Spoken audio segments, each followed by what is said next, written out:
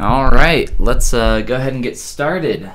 Minus my sore throat. Again, it's still kind of acting up. We're going to be taking a look at some cool stuff. At the recommendation of Axel on the last stream, I ended up drinking some tea with some honey yesterday. That helped my throat a lot during our break. So I figured let's start out this time with some honey tea. Tea, nice and warm. Good for the throat. And supposedly honey is as well.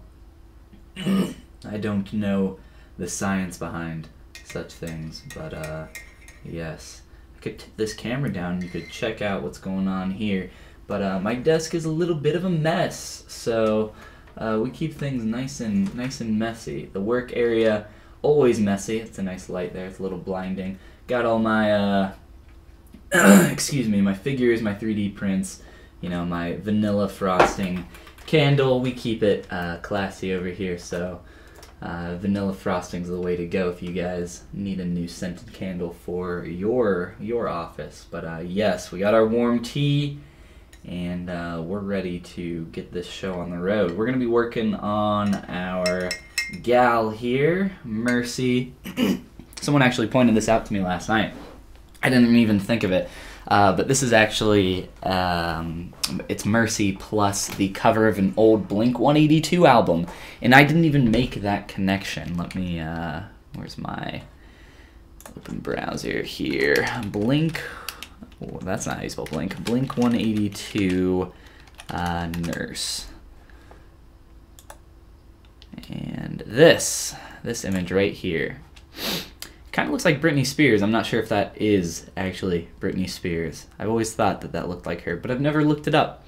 I'm going to guess not, because I'm going to guess like that's maybe her now. But anyway, so yeah, that's Mercy plus Blink-182 album.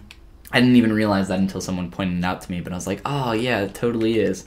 And I had to look it up to make sure that it was like the same pose and everything, which it is, obviously. But yeah, we got the chat all ready to go. So yesterday we got that fixed up, so now you can see that over here in the side. So I'm using restream.io to stream to Twitch as well as YouTube and Picarto.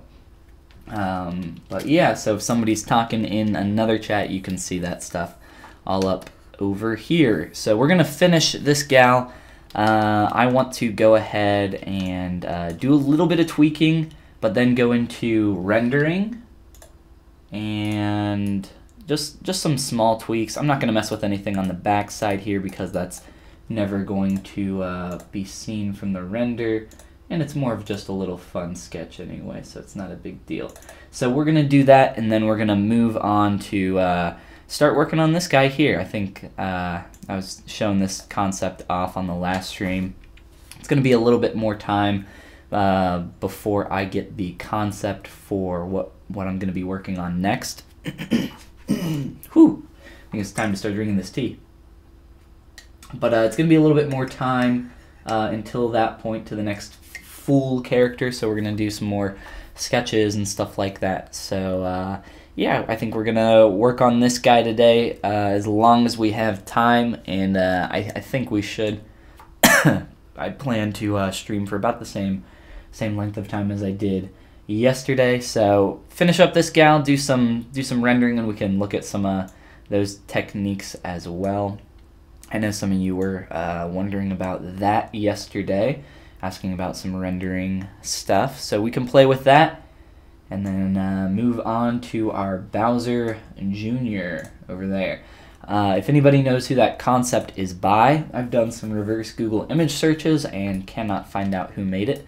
But if anybody recognizes the work or the art style or anything and might have an idea who made it, let me know so I can give proper credit where it's due. I just found it randomly on I think it was on Pinterest. It's been a long time since I found that. Been wanting to do that concept for a while. So, whew, let's grab some tea and get started here. That's hot. Whew.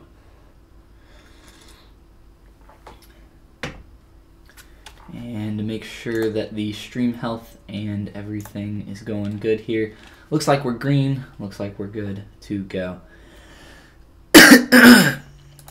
So, if you guys remember, a little fun trick for critiquing your own work. Do a little print screen option here, and go ahead and open it up in Photoshop. I'll just go ahead and crop out all the extra junk here that we don't need, and just flip my canvas. I just have a hotkey for that, but off the top of my head, I don't know where it is in the menus, but you can always press Control-T to transform your image, right-click, and then click Flip Horizontal. That'll get the same thing done. This flips your entire document, though. Okay, so I'm just going to grab a new layer here real quick and just kind of point out a couple things that I want to take a little bit of a look at. I think I want to maybe, and the reason I flipped the canvas, if you're not familiar with this, so that you can see some stuff from a little bit of a new perspective. There's a couple things up in the hair up here that I want to take a look at. Just some little awkward bumps and parts that are sticking out. If I can, I would like to maybe get some of the ponytail to be visible from this front / 3/4 perspective. It's somewhere between there. So if I can get that to happen, that would be great. I kind of want to just a little bit mess with the interaction of the breast on the arm here and make sure that there's no geometry kind of interpolating or bleeding into each other. And then maybe cut off some stuff on the elbow, give it a little bit more flatness there. It might be, it's a little hard for me to tell just from one view here, but it might just need a little bit of a kink out right there to have that muscle be represented. We can look at that. In terms of other things that are really sticking out to me, just a couple things on the face. I might want to mess with this nose a little bit. It looks like it might just be the perspective that I'm viewing this from, but adjusting the, it looks like the nose is twisted a little bit, and I was messing with the mouth so much that that might have happened while I was doing that. So let's take a look at those few things and get on with it, as they say. In terms of the hair, like I said, possibly trying to get that viewable from this perspective. It's going to be a little bit tough, and I don't think we're going to really be able to do much based off the concept that we're looking at and working off of by Zeronis.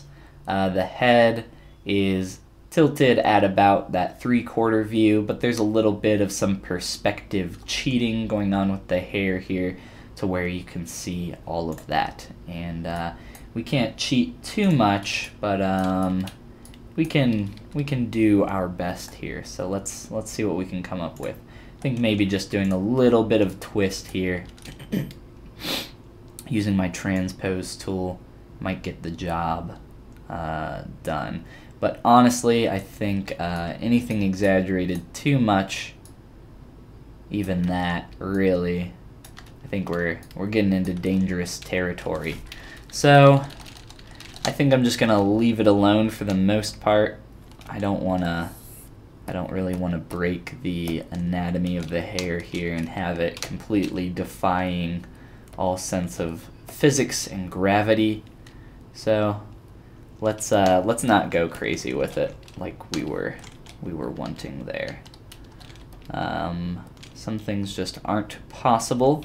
Another solution could be for me to greatly increase the size of the ponytail in the back of the hair. That might also get some of it a little bit more visible, but in all honesty, I think the silhouette of the head, like even this right here, it gets a little difficult to read what's going on there. I think honestly you get a little bit of a better read here from this front on as opposed to that with that hair showing. Unless I'm really going to start showing that I think this is a little bit of a better read. Ramses, Oleg, hello, hello. Welcome to the stream, guys. Glad you could join us. We are finishing up on Mercy here, just a few last-minute tweaks, then going into rendering, and then starting on... Uh-oh, I closed them. Where'd he go? Little sketch of Bowser Jr. here. Luckily, we got the tea, so hopefully the throat can make it through this stream like it did yesterday.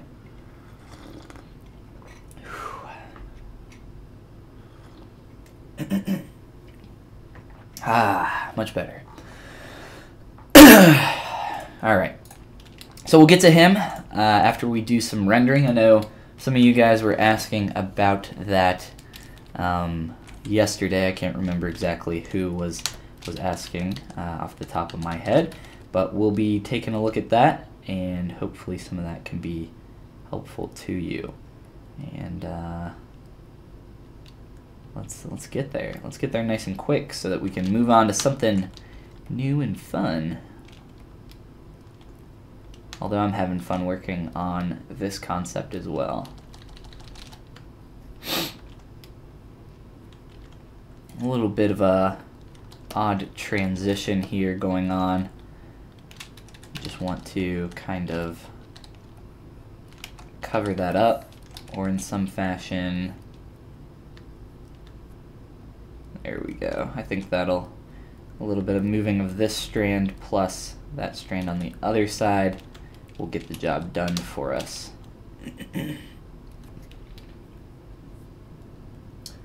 Show mesh grid of hard surface, please. I'm not entirely sure what you're referencing there.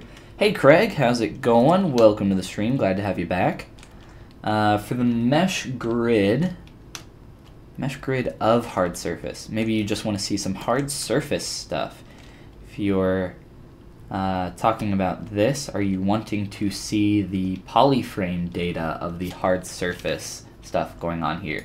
These are all subdivided so that I could get smooth geometry, but for the most part, these are all really simple geometric pieces, and then from there, I had a smooth modifier on them, and I had that for a long time, and then eventually, I probably still have the low poly versions of all of this. If I go into my old files, I guarantee I can find it real quick.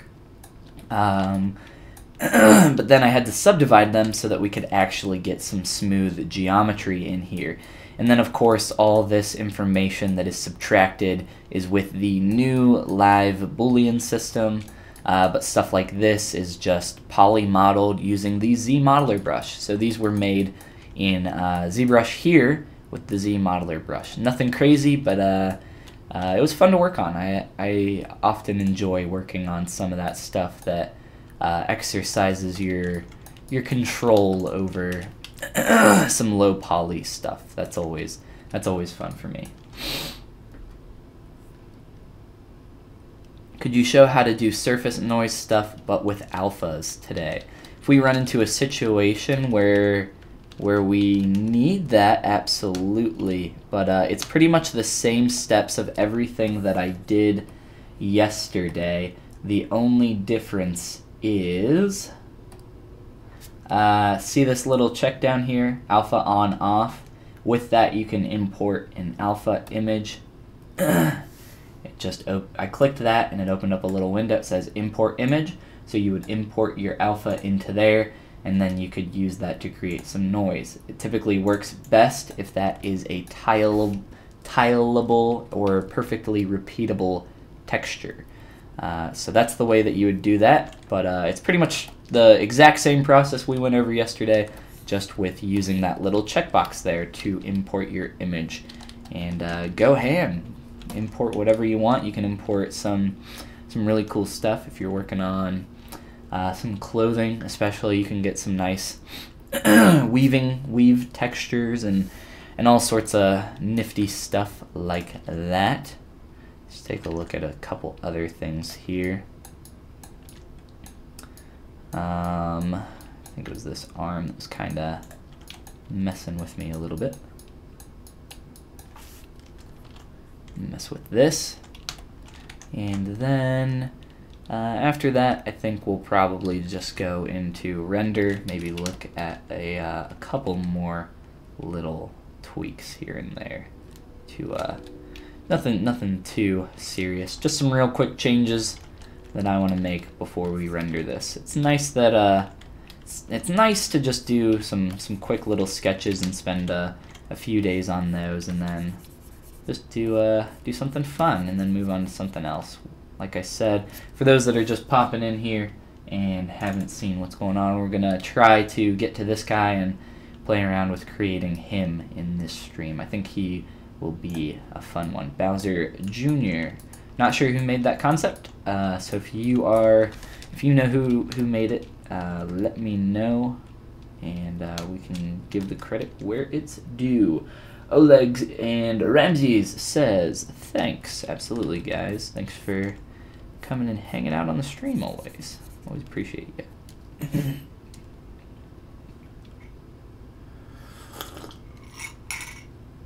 The tea is helping a lot. Every sip definitely helps. I think all my honey got stuck to the bottom of my cup, so that's a little unfortunate. I don't know if you guys are tea drinkers, but chai tea is definitely the way to go. Chai black. I typically do it with milk, but I'm out of milk right now, so we used water, unfortunately. It's much better with milk, though. I need to go to the grocery later today and grab some milk real fast. Then the chai tea can always be better. Chai tea, green tea.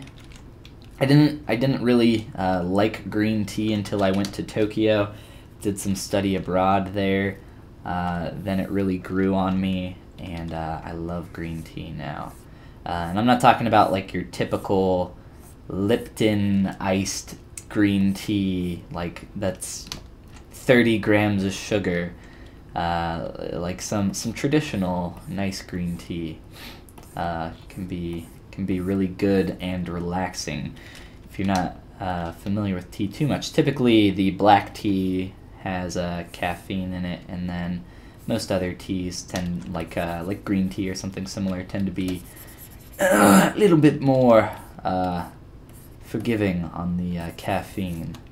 But we got the black tea today, black chai, so definitely helps with the throat and keeping us awake. So that's always a plus in my book. Alright, just soften these edges a little bit more here. A little too strong.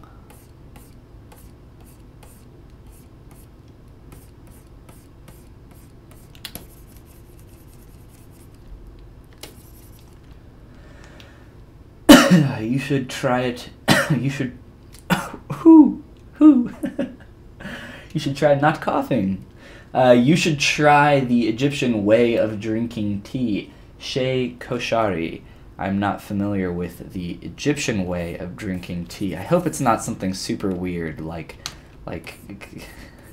you drink it through a different orifice or something like that. What is the Egyptian way of drinking tea? I would assume it's just a different kind of tea, but you never know with those Egyptians. They were a weird bunch. All right, let's see here. A couple other things, just some general things to look at. Play around with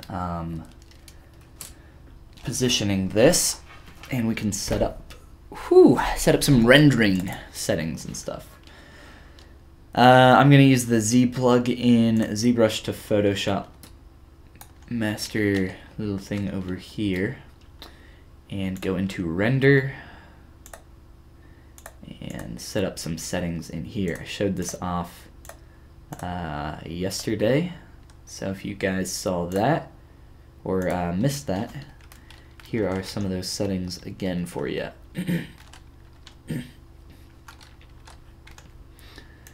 And actually, for this shadow strength, I'm going to do a little bit less. And we're going to save this gal out.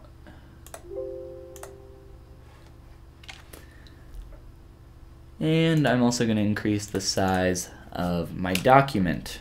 I'm just going to do 4K. It's a little big, especially since we're on stream. Let's just do a 2500. Yes, we would like to resize the document.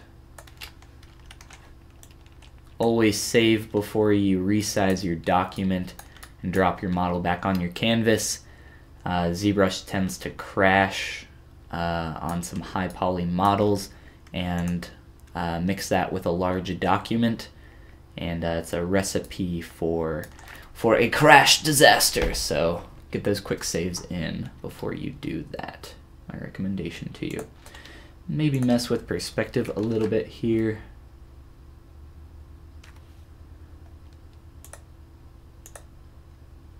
It's between 25 and 50. Let's do like 30.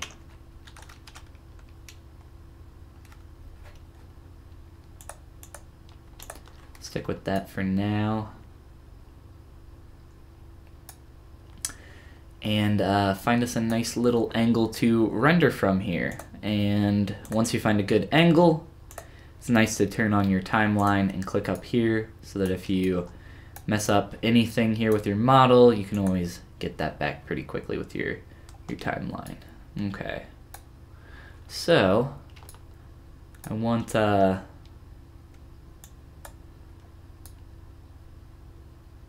was talking about that ponytail in the back. Trying to maybe make that not show so we can get a little bit better read here on the silhouette. A little hard to tell right now.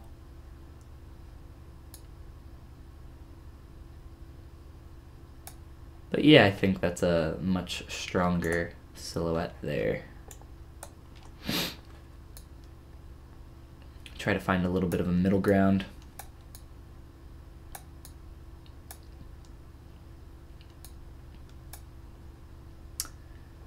And those white lines are messing with me a little bit. Okay, so around here, and then I might, there's like a little bit of ponytail poking out. Might adjust that really quick. So let's grab our ponytail bottom strand here. And check out this view. We can turn on transparency if we want. And do a little slight adjustment here.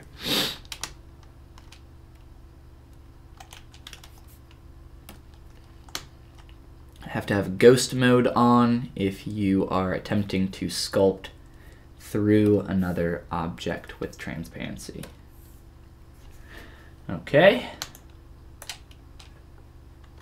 And with that, let's grab a couple renders here and get some render passes and see what we can do.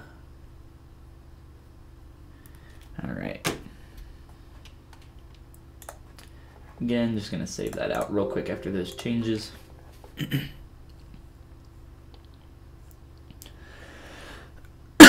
All right, so the ZBrush to Photoshop plugin. I'm gonna go ahead and get this started, and then I can talk about some of the stuff that's happening over here.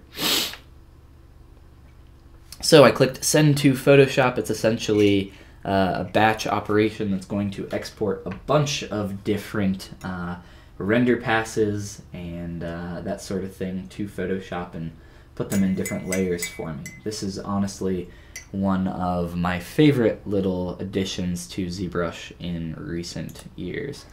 So over here we have a bunch of different settings, but the stuff that I'm taking over are a shadow layer. The mask layer is one of the most important, so that everything is kind of masked out and you can do whatever you need with the background.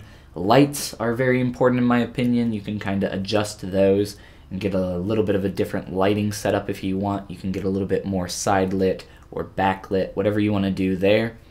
Depth, for a depth pass, BPR, which is what this render version is here, AO, which is ambient occlusion, which is great for soft shadows. We pretty much did that with our shadow render pass though as well. So I have my shadow and my AO. Those are two also important render passes. So shadow, AO, and lights are pretty much the main ones. There's a couple other in here like albedo and best. Albedo is just going to be flat color. If you want to get that and mess with that and adjust some of your stuff, that can be useful. But for us here, we're not going to need that. Best, if you go up into your render menu up here, you'll have a few different render settings. Best is one of those. It's a little bit different than what you're going to get from the results of BPR. Color bump and OS normal preview spec. Some of these are pretty self-explanatory. Spec can be pretty useful, but in all honesty, if I'm going to get a spec pass, I'll probably do that manually with one of my other materials. I'm not a fan of the spec pass that they give you. They use like one of their metal materials, and it doesn't look very good, in my opinion. I've never been able to work with it really well. So if I do want some specular stuff going on here, I'll typically use my toy plastic material. As you can see, I have it on the eyes and lips right now, which we'll have to blend and adjust a little bit, but we'll do that when we get there. Subsurface scattering is another good one. I see a lot of people use that, but personally for me, the subsurface scattering that you get by default in ZBrush without a fair amount of tweaking is typically, I'm not typically a huge fan of it.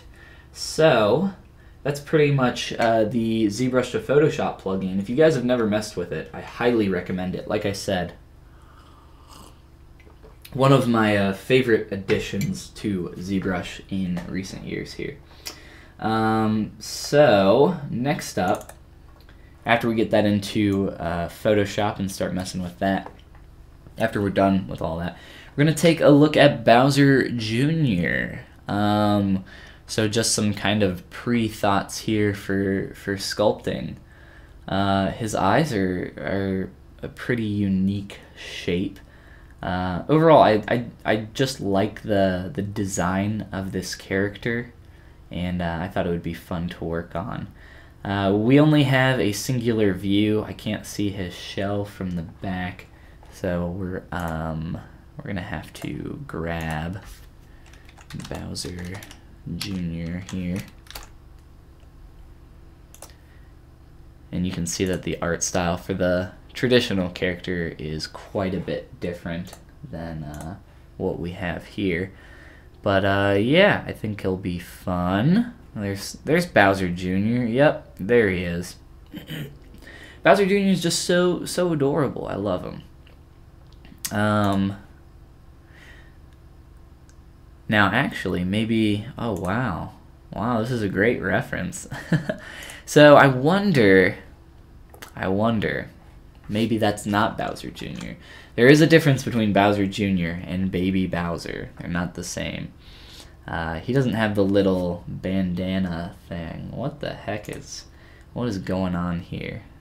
I guess that's Baby Bowser. That's a little DeviantArty for me. But yeah, so let's find Bowser Jr. I don't see too many great images here. I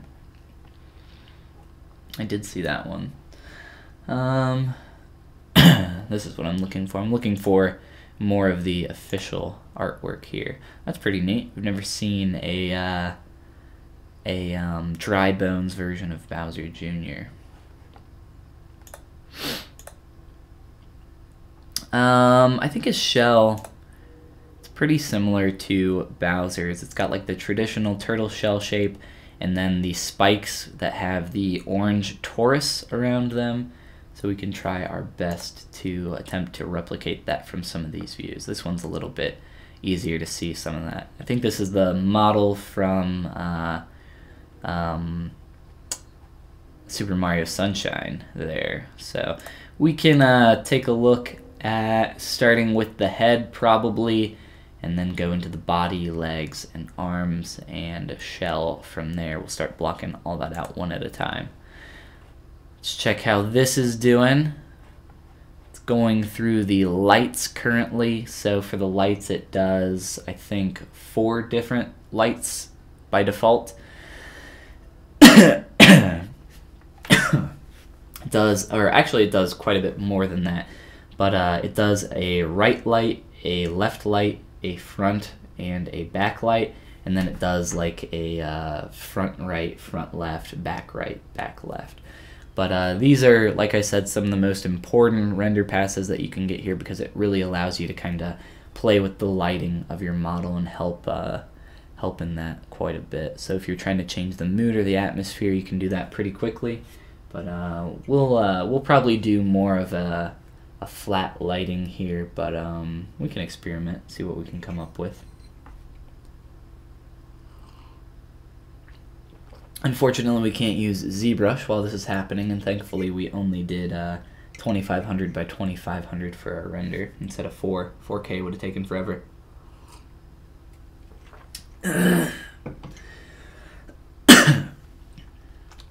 Let's see here, some more stuff to think about. I'm looking at this tooth. There's a little bit of cheating going on here, so we're gonna have to figure out how to fit that in there properly when the mouth is closed. Here's the 3D model. Tooth is quite a bit smaller there than it is here. I don't know. We might be able to cheat it enough to where we can create that divot in the lower lip to make that tooth fit there. Essentially what's going on here is that this upper lip, this upper part of the jaw, is just so much larger than the lower part. Not only in length out, it's really tucked in there, and the nose is huge, but it's also, it's the way it would work in 3D at least, is that it's squished in really far just to make that tooth be able to hang from that upper lip. You essentially have, let's see here,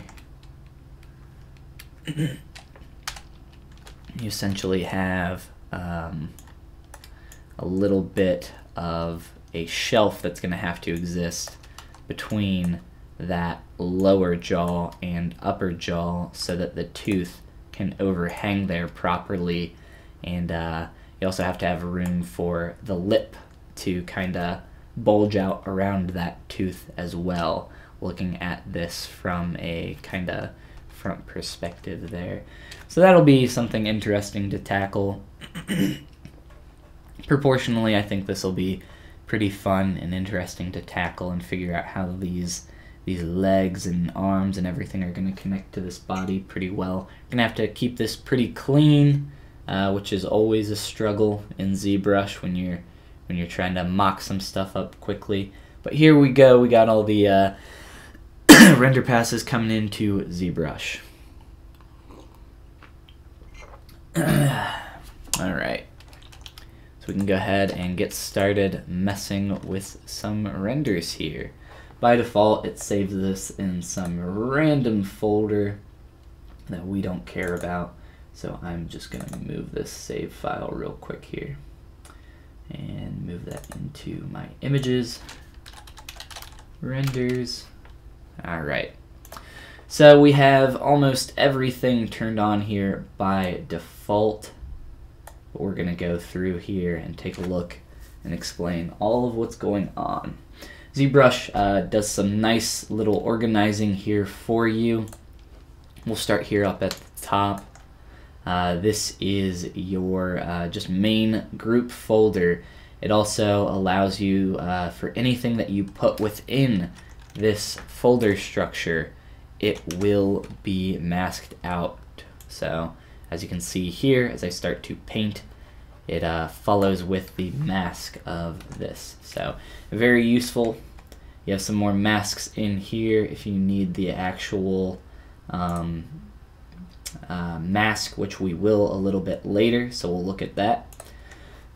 Under the effects folder, we have our ambient occlusion and shadow passes. Excuse me. Which I mentioned as being some of the most important. I can kind of turn those on and off really quick here. We'll turn them off for the time being.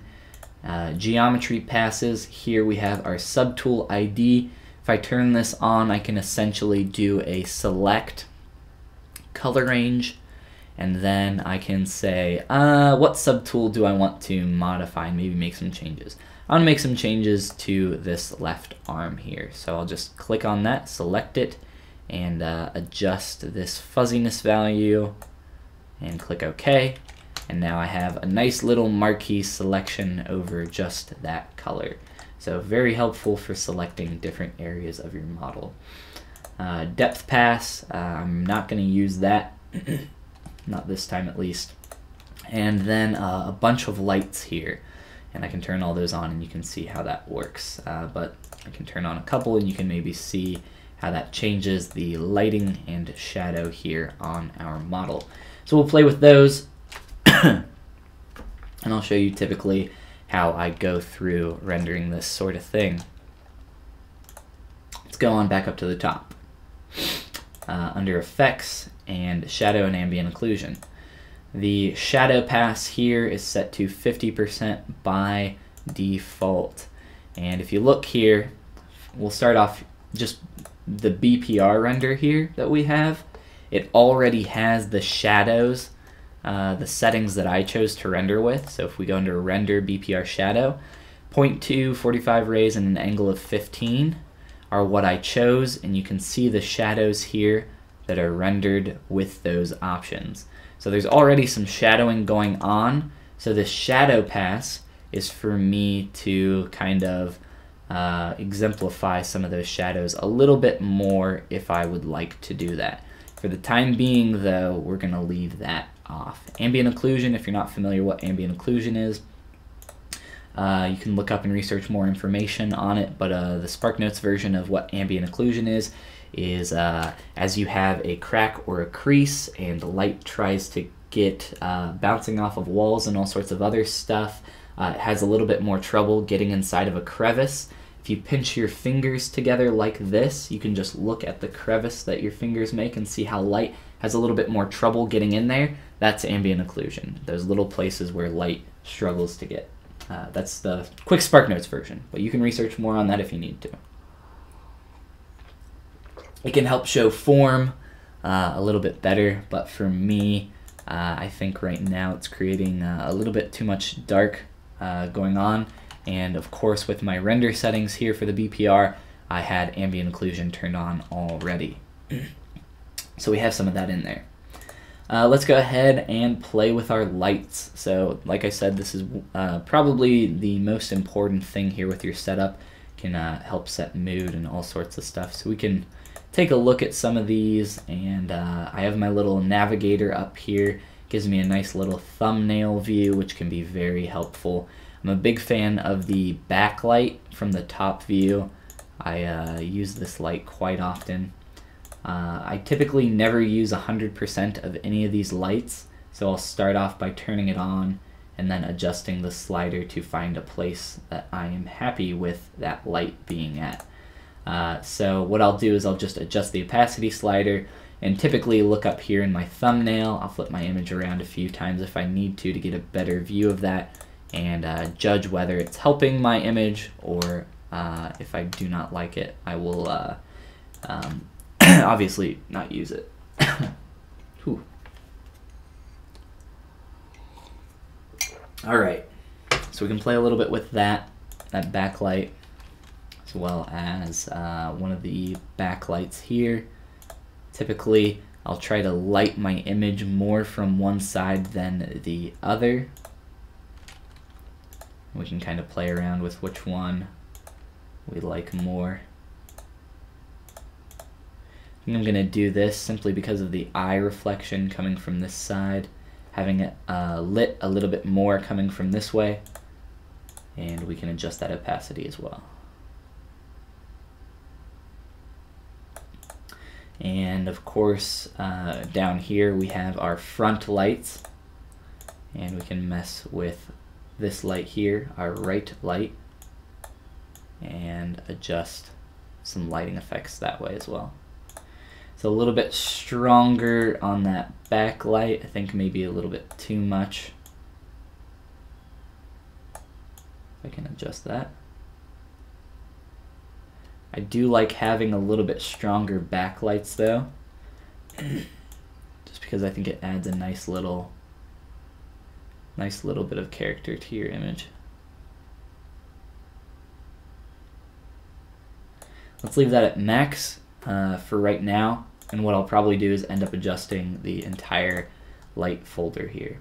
That's also another great way so you can see what's going on with your image entirely all at once. You can just kind of toggle that on and off. If we want to add some front light here, this tends to wash out your shadows pretty strongly. So if you're going to use this, I would recommend that you don't use too much of it. As you can see there, it starts to wash it out pretty quick.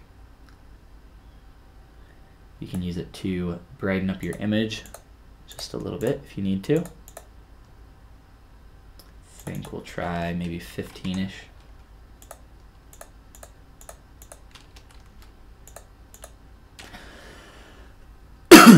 All right. And then coming up here to our lights, we can just kind of minimize that folder, collapse that, and do a little bit of toggling here between this. What I like to do once I start messing with all these different things is I'll create a new background,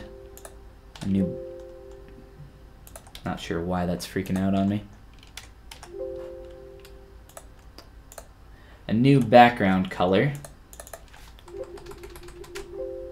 I don't know if you guys can hear that, but it's like my Alt key is stuck there. A little annoying.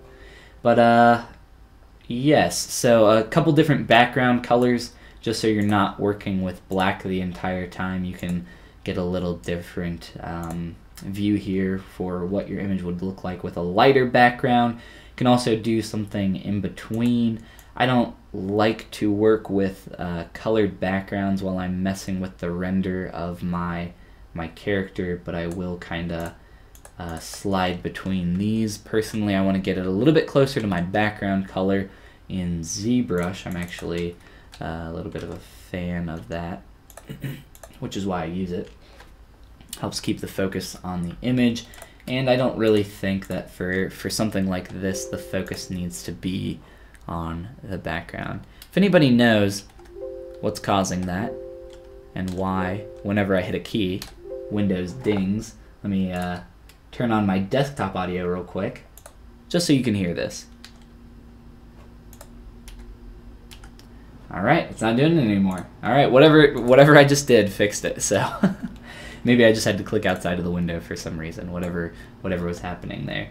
Very odd, but I'm glad it's fixed now. Okay, so back to our lights here. Taking a look, flipping between those on and off. If at this point it's a little too strong for your liking, you can kind of mess with that as a whole, adjusting that, bringing it up and down. We'll try around 75%. And if it's still a little bit too washed out, we can lessen that as well. Let's keep it around there for now. And that ambient occlusion, I'm not a huge fan of. The shadow pass, though, I think we can maybe use this with our new lights to create a little bit more stronger shadows on top. I'd want to be very careful with this, because if I crank this all the way up, you can see how ugly that looks. Not a fan at all. So just very slight bit of additive shadows here, and you can see that. Zooming out really far, get it even smaller than your thumbnail here, you can see what some of this is going to look like. A little bit of brightening up of the image. I say we lower the lights even a little bit more. Let's try 60-ish%. And the objective here, I still want the forms and all that to be easily read, but I just want it to be a little bit brighter. So not too much here. Maybe try 50. I think that's a nice perfect even middle ground actually. All right, here. Moving on up, we're going to turn off our backgrounds. On your keyboard, Control, Alt, Shift, and E, the E key, all at the same time will create a new layer while also collapsing everything into that layer. Nice, quick little way to do that. There's a bunch of little shortcuts like that in ZBrush. Another one is Control J. Control J is going to create a copy, and then from here, if you want to mess with your curves for your lighting, as well as your levels, which are two of the things that I typically mess with just a tad here to make some quick adjustments. This is one of the ways that you can do that. Typically I'll make this top layer after I'm a little bit more happy with some of the adjustments that I've made below. But we can look at what the auto curves is trying to give us, and we can see what that's going to look like. I'm fine with that adjustment. And with the layers option, if you want to do an auto layers, I am typically not a fan of the results that this gives you. A lot of this stuff works pretty well on landscape photos, but for stuff like this, it tends to wash it out and be a little bit too strong, so I like to maybe manually adjust these just a tad myself. And if you're not familiar with the sliders in here, I would just look up a couple quick tutorials online and you can find some stuff for adjusting and playing with those. So a little bit of brightening up to the image and just kind of removing some of the deeper, darker blacks and the whiter, brighter lights, and kind of it's essentially getting rid of those very extreme colors that we're not going to want in this image. And then you can kind of blend these two between each other. I'm honestly pretty happy with the result that we got there from our quick little adjustment, so I'll probably keep that pretty close to 100% if anything. It's a little bit of brightening up.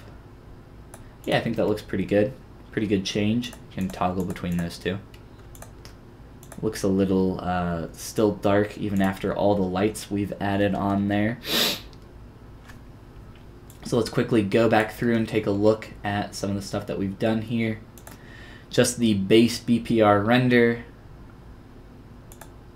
Right here, we adjusted a bunch of our lights through here, trying to get a little bit stronger light coming from one direction, as well as adjusting our light folder layer as a whole, and then adding a little bit of more darker shadows here. And then we kind of concatenated all that up and then adjusted our curves and levels there at the end to help in that. So, a little bit of some quick trickery in Photoshop here, and we've already kind of made our render look a lot better. At this point, if we would like to do something with making some spec materials and some other stuff here, we can do that. The material change between the lips here, I was actually worried about this not working out so well. If you look here, you can see that the material change here, if I solo mode this head, you can see that it's a pretty distinct change between materials, and ZBrush pretty much always does that. It makes it a really hard transition between those different materials, and the more different those materials are, the more different that is going to look. We can select a different material here and see what that looks like. So it's just really rough. I'm not a fan of that, but I was thinking I was gonna have to blend that, but it looks like with the resolution that we've selected, it did a pretty good job, so I'm pretty happy with that result there. So we can mess with this a little bit more. I think I'm not gonna worry about the specularity here. I wanna try a little thing with the wings. I don't know how it's gonna work out, more of just a little quick test. If we look at, where'd it go? One second here. Reference images. The concept by Zeronis. The wings look to be a little bit hollow here. Also, we didn't make any plus signs. Oh, that's alright. It's no worries. So the wings look to be a little bit glassy and see-through. So we can maybe try to do something like that. Let's do this. We'll just get a little extra layer to experiment with. And then I'm just gonna right-click and drag my subtool ID folder all the way up to the top. That's gonna duplicate it, put it up here. The reason I did that was I don't want to select any stuff in here because there's still some shadow and lights and everything going on there. So we don't want any of that. We just want the flat color. And again, like I showed you guys before, select color range. Just our wings here. Let's do about right there. And you guys can see that it's selecting a couple extra things. That's okay. I can just quickly hold Alt with my mark key select and get rid of those. So no worries there. And then just looking at this layer here, what I'm going to do is essentially inverse my mask. I'm going to turn this off so you can see this. So I inversed my mask. That is Control-Shift-I and then delete. And after I delete that, we're just going to have our wings here that we can kind of play with. And we can also delete that. We don't need that. So this is what is visible of the wings from that front view. Some other interesting stuff you could do is like, oh, I want to change the color of my wings. Just switch that hue up, play around with that, some other things here. So now that we have that kind of on its own layer here, we can mess with making that a little bit more see-through. So I could maybe just mess with the opacity of that. I'm not sure if that really gets the same idea across here of them looking glassy. Let's do this real quick. Let's do just another layer here. I just like to have extra layers so that if I do make a mistake, I can always go back. Control L, I'm going to activate my levels, drag this all the way down to black. And then from here what I'm going to do is do a new layer underneath, fill it with white, merge these together, Control A, and then Control C, select all, Control Copy, come in here, activate a layer mask, and go to my layer mask and paste that in.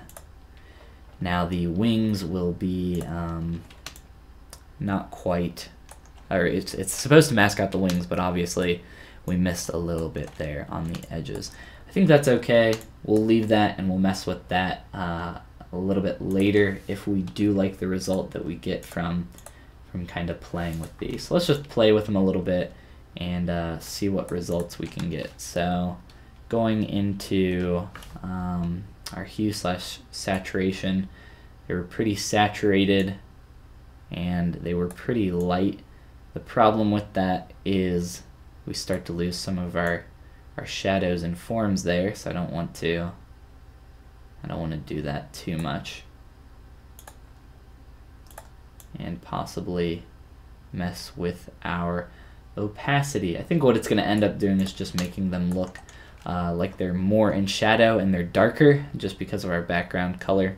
Unfortunately, we might be able to do some white behind that so that they brighten up when we do that. Let's step back, go to this image here.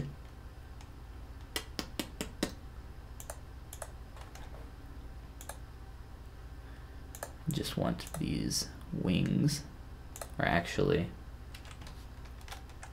I want this.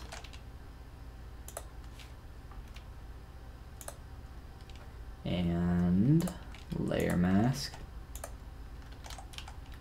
So now it's white underneath there. So now when I lower the opacity, they will get brighter.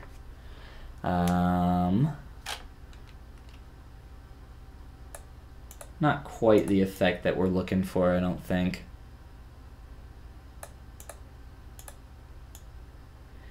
Yeah, we can kind of try to play with this a little bit. I think I'm really going to have to bump the saturation of that if I really want that effect. Honestly, if I wanted to get that render effect, I would go into Keyshot and render with a glass material. That'd be a nice way to do that. But I don't think we are going to be able to do that quickly enough here just in ZBrush. So let's just kind of put that idea on the back burner, and we can grab all that. Just Control G to make a folder and throw this in here, and we'll call it Wings Glass Experiment. And we'll stick with this, what we got right now. X Hudman says, yo, what's up? I'm at work, so I'll just be lurking. X Hud boy coming in to join the crew. Welcome. I don't know if I can condone you watching the stream at work. This seems wrong. It seems like you're slacking maybe a little bit. I'm just kidding. You probably just have some headphones in and are working very diligently, very hard. Alright guys, so a couple other little effects that we can play with here just to bring our image to the next level. A little bit of backlight can sometimes help in separating your character from the background layer. And there's a few ways you can do that. You could simply double click, or I guess we can duplicate our layer here. Double click your layer and maybe do like a little bit of an outer glow.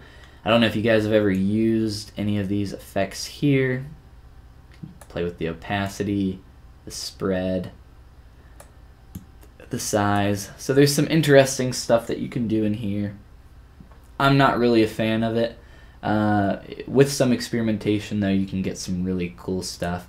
If you want to maybe mess with some of the drop shadow effects in here as well, they tend to look a little bit more flat than you would like. The way it is right now, the light is coming from here, so we have the shadow going this way, so it's like it's up against a wall. So maybe that's something we want to play with. Maybe that's interesting. It just kind of depends on what I'm doing, and can maybe blur that a little bit if you want to. It's a little bit hard to see on the black background though. If you want to switch that to an all white background, you can probably see that a little bit better. See that shadow, and you can maybe mess with your settings here a little bit more. So distance, I'm fine with just maybe experimenting with that a little bit. And it's a little hard to see on the black background as is. And then, like I was saying, a little bit of backlight here to play around. Just right click with your brush selected, grab that first soft little brush, and then you can play around with creating a little bit of a halo effect, more of a backlight is how I like to think of it here. I'm going to put it in between that little shadow layer and just do a little bit of this here and there. So it's very strong right now, which can be easily corrected. First off, by taking a layer mask, grabbing your gradient tool in Photoshop, making sure you have black and white selected, and dragging from the top to bottom, so we're doing white to dark, more visible to not visible. So it'll kind of fade that out. It's helping keep the attention up towards the top of the image, and then just kind of dropping that down real low. We don't want that to be super strong there. Just to add a little bit visual interest there, so it's not a super strong singular color on the background. So it's not much really, but I think it adds to the image as a whole. It's pretty slight, pretty subtle, and pretty easy and quick to do. So that's kind of my quick, speedy little ZBrush render tutorial here for a bunch of quick little tips and fast tricks that you can do here to get your image looking a lot better pretty quickly. Not too hard, and if you get used to it, you can do it all, I don't know, in probably 10 or 15 minutes. It doesn't take long at all. Nice Photoshop tips. It's normal to see great models with poor post effects. Yeah, absolutely. That's why just doing some really subtle, small things like what I just did here, I think is the best way to do it. Your objective is to show off your sculpt or show off your 3D model, and ZBrush is not the best renderer in the world to do that, by no means. But if you're trying to get a quick little image, this little process here I think is a pretty good way to get something out pretty quick. Like I said, 10 or 15 minutes here, and you can get something out the door for Twitter or wherever you want to share your work with some other people. Alright, the tea is gone. That's not good. I have a crap ton of tea though, so there's no shortage of tea for me. We can get some more tea if we need it. I want to adjust my gradient here on the background, make it a little bit stronger, end a little bit sooner.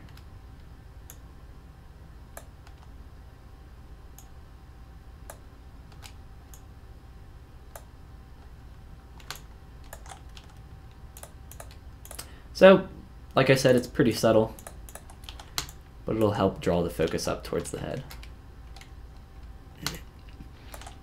Alright guys, and let's see here. I want to maybe make the eye reflection a little bit larger, as I find that adds a lot to your image as well. Well, let's see, make sure, grab my paint bucket back, and my brush is real big. Alright, and my flow is turned down real low. That's okay. So I just want to make this a little bit larger.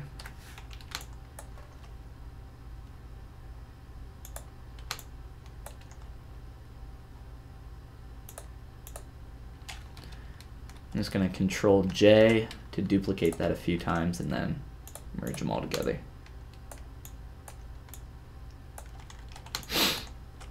Eye reflections, very good.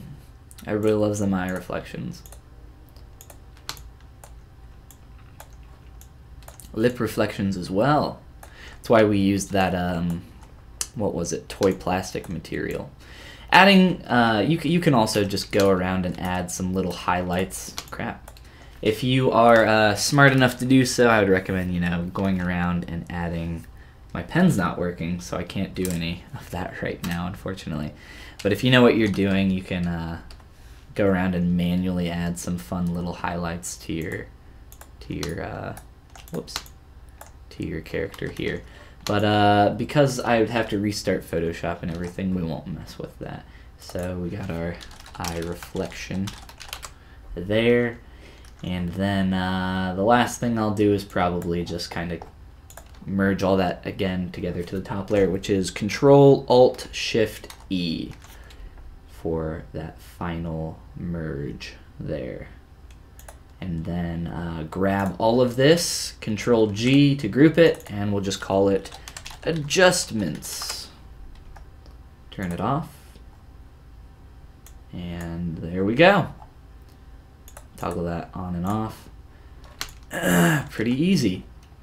Pretty quick, pretty easy. And if I need to go back in and make any changes, I still have that folder there.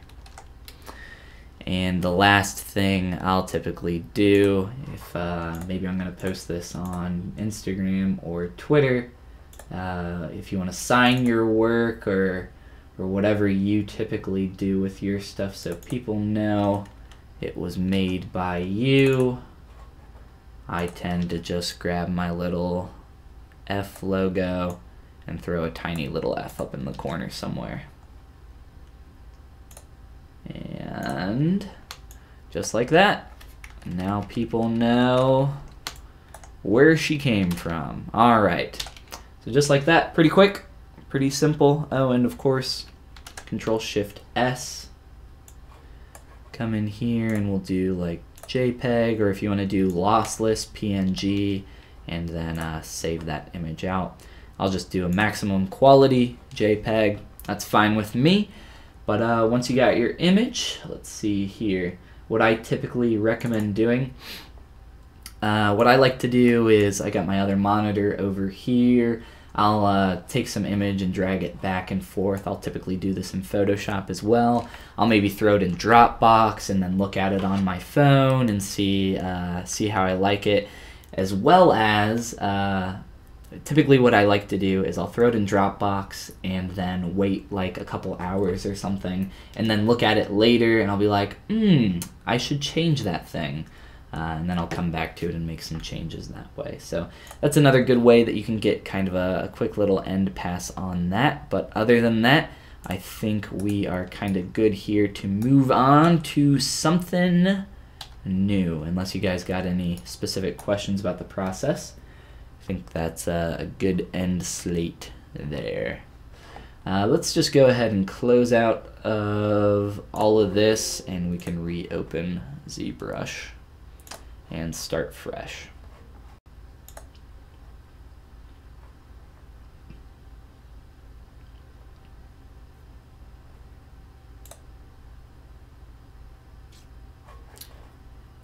Give that a second to load up.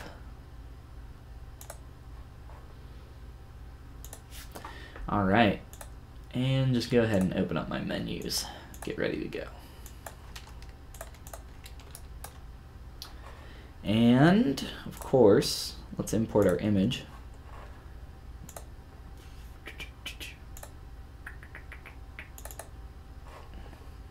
I'm using Spotlight for my reference, the typical go-to scale. Put them up in the corner up here and increases opacity. Not sure why Spotlight does this, but it always fades it out a little bit, fades out your imported image, and I'm not personally a fan of that. I wish it didn't do that. All right, so let's go ahead and get started here. Doesn't look like anybody has any additional rendering or Photoshop questions, so looks like a good place to move on. Make sure our pen is working. It wasn't working in Photoshop for some reason, so real quick here.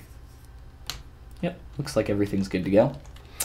All right, so we have a single view perspective image. Makes it a little bit hard to read everything that's going on.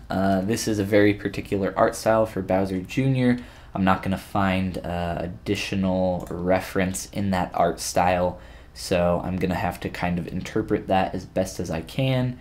And then for like the shell and some stuff that I can't see, I'll have to look at some other images and get an idea of what that could possibly look like.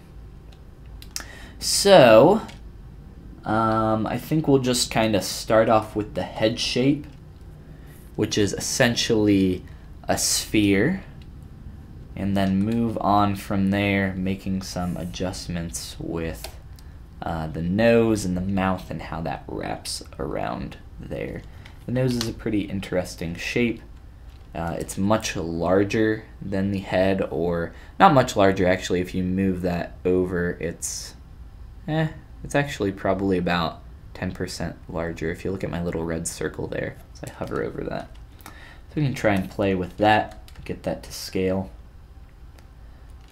Because of the perspective of the image, we're going to have to do our best to interpret some of this. So I will do my best to do so, but this stuff's not easy. It takes time to get right. But blocking stuff in is typically always a good idea in these early beginning stages. Whoops. So let's go ahead and do that. HUD boy, I legit just got super excited when I saw the reference. Heck yeah, absolutely. Bowser Jr. is awesome.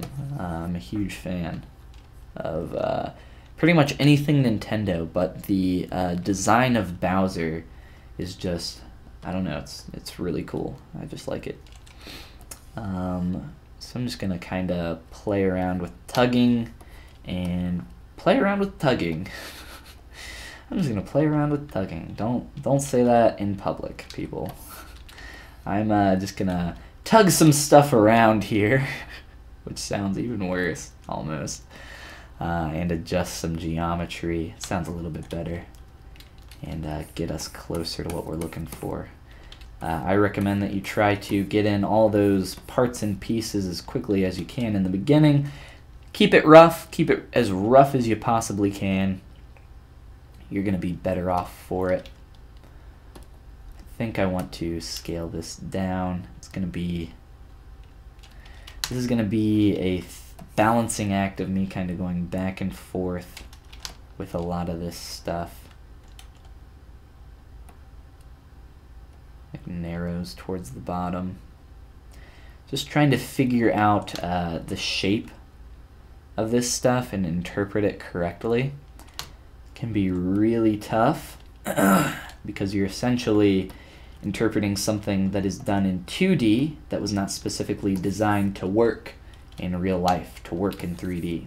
And that can be a pretty big challenge. So if you find yourself in a situation where you're working off of a reference and some things aren't really lining up the way you imagined they would, that's typically because the stuff wasn't designed to be made in 3D. The 2D artist never thought that anyone would come along and do that. But here we are doing exactly that. So we'll try to interpret these things as best as we can and make some changes where necessary.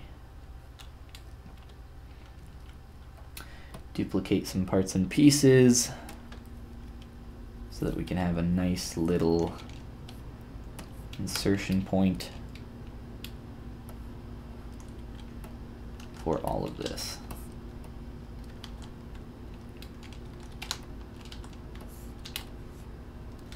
My heat just kicked on and it's blowing cold air right now for some reason directly on my legs.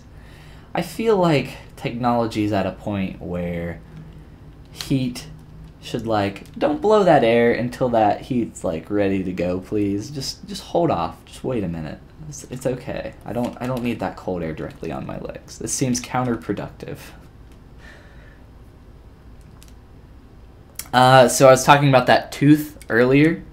If you remember that, I said that that lower jaw is going to have to be a little bit of a weird shape. There's quite a bit of cheating going on there with the tooth and the flattening of it. I mean, it's just a flat. It's so easy to do stuff like that in 2D and not even bat an eyelash. Your brain kind of makes the connection. It says, oh, it's a tooth. It's rounded, of course. But then you look at the upper and lower jaw and you're like, well, would that tooth really stick out and fit there? Like, if I put my pen in my mouth, as you see that, the lip bulges out where that tooth is up top, and the lip has to depress underneath to make room for that.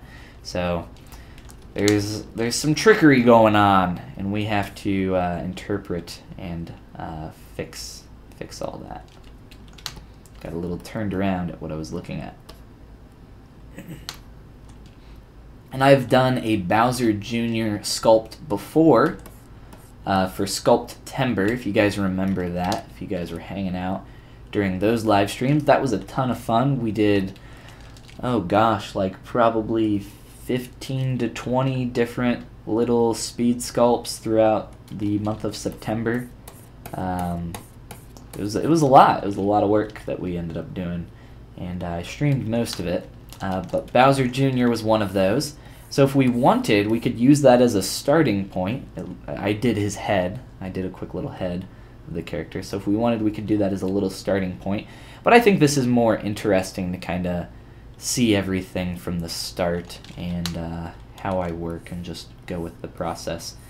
Try to problem solve. I don't know how to sculpt this guy. I'm just gonna use the tool sets that I have and try to figure it all out as I go here.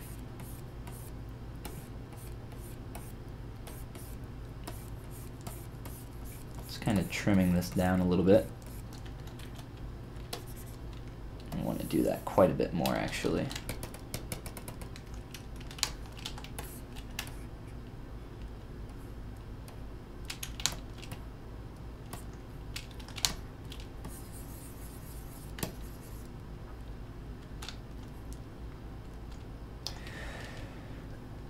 Alright, so for this shape, a little bit rounded, and then it curves and flows into that lower jaw there. So I'm using a lot of different parts and pieces here, you might notice. Just gives me a little bit more control over individual geometry, and then I can make changes where necessary. So now I can quickly, you know, just mask off something like that and not have to worry about it affecting everything else.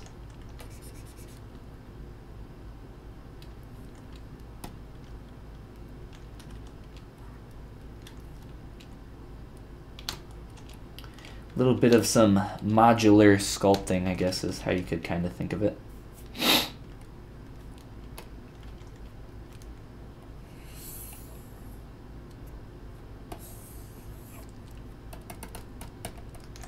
We'll try to scale in the part of the nose here as that tucks in up against the face. Can look at some pictures of Bowser Jr. from the side here, and you can kind of see what's going on here, at least with his mouth. It goes back pretty far, and it's like almost pressed up or even bleeding into his neck. I guess he doesn't really have a neck. He's so cute though, huh? And it looks like here he doesn't really have much of a neck either, so we could probably do something similar. So it's important to look at this stuff as well so we can understand as much as possible about what's going on with this character from some other views, and maybe try to interpret what the artist was thinking when they made it. Narrow this out even more so, I think, towards that bottom, so it's kind of tapering in here. Get that little bit of a upside down triangle view. A little bit of a puppy dog nose almost, or maybe bear.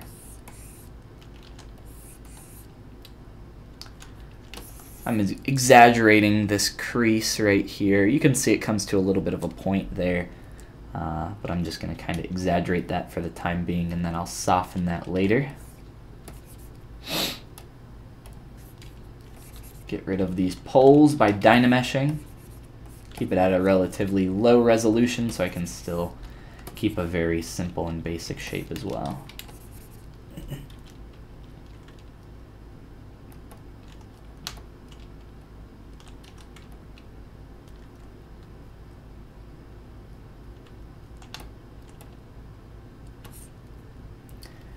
Can see this kind of flowing from the nose. This is all connected and flowing here, so we want to be paying attention to that and making sure that we can try to replicate that as best as we can here. Kind of grows, a little bit of a triangular shape that we're trying to replicate there. Kind of wrapping into the roundness of the nose though. So from this side, a little bit more down maybe, and in,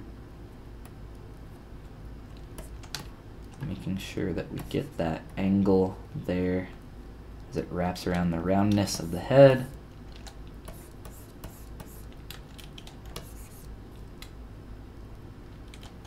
And try to round out this form. So I'm trying to think about it's a bad idea to try to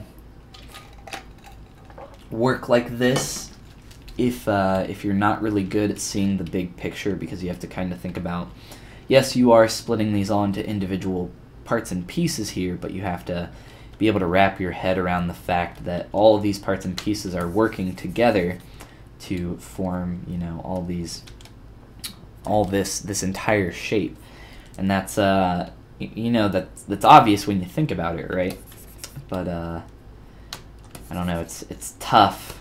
It's definitely tough when you're trying to sit here and sculpt modularly like this, like I am. You tend to get tunnel vision a little bit working on one piece, and then all of a sudden stuff doesn't line up, and you have to go back and continue to make changes after changes to one thing after another. It gets a little frustrating. So just try to keep that in mind. Try to focus on the big picture. Zoom out a lot. It's a similar thing in 2D if you're familiar with, you know, in Photoshop. Like up here I have my navigator, my little thumbnail. A lot of people, while painting, they'll keep that up there and keep a little thumbnail image so that they can always have that mile-high thumbnail view to make sure things are still looking good from a distance read, from that what's called your first read on something. And that's kind of what your primary forms are as well.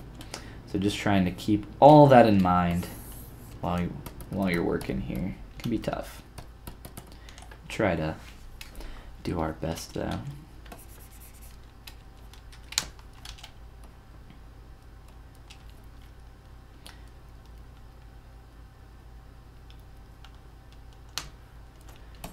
And I'll try to get a little bit of a pinch out through there.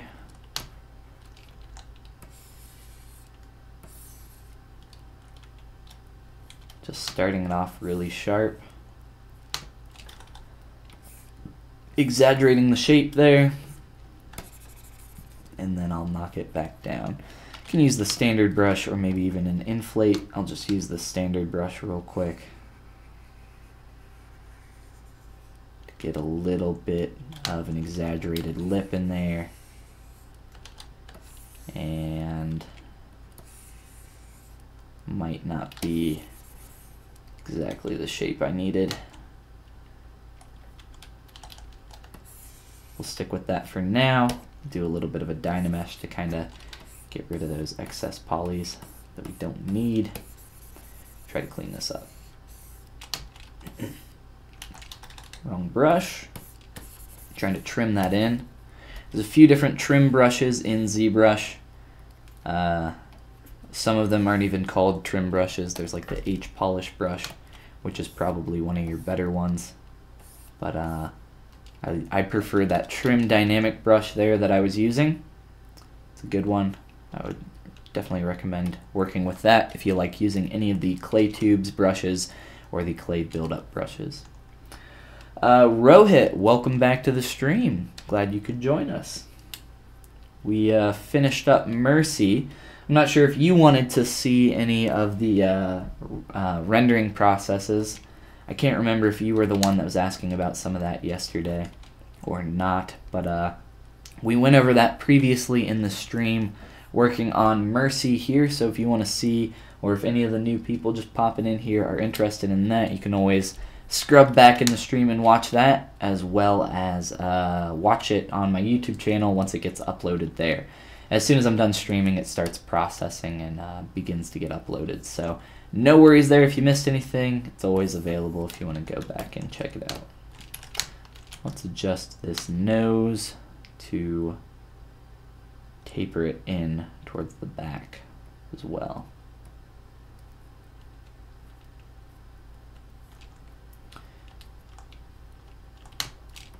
Camera being a little annoying there. Holding shift when you rotate will snap it to a particular view. It was freaking out on me there though.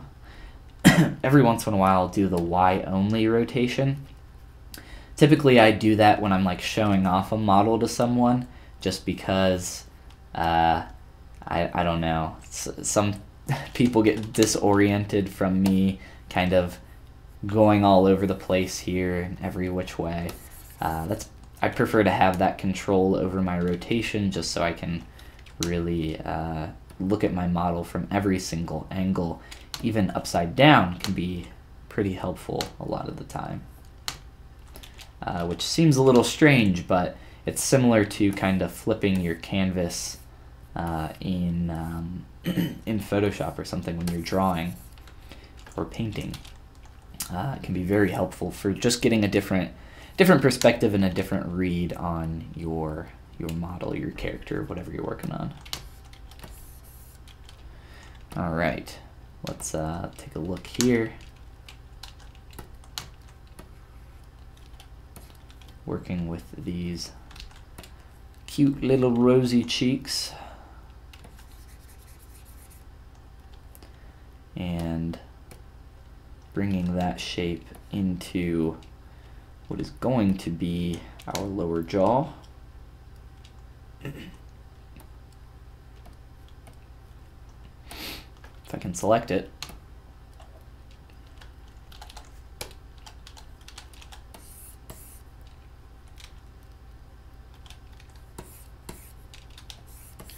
Now again, that tooth is going to cause some issues, so I want to be careful here.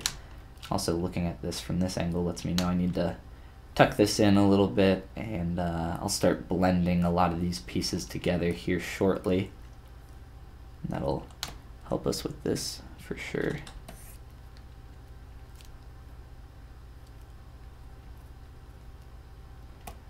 And we can do this a little bit back here as well. We'll smooth that out a little bit later and make some adjustments there.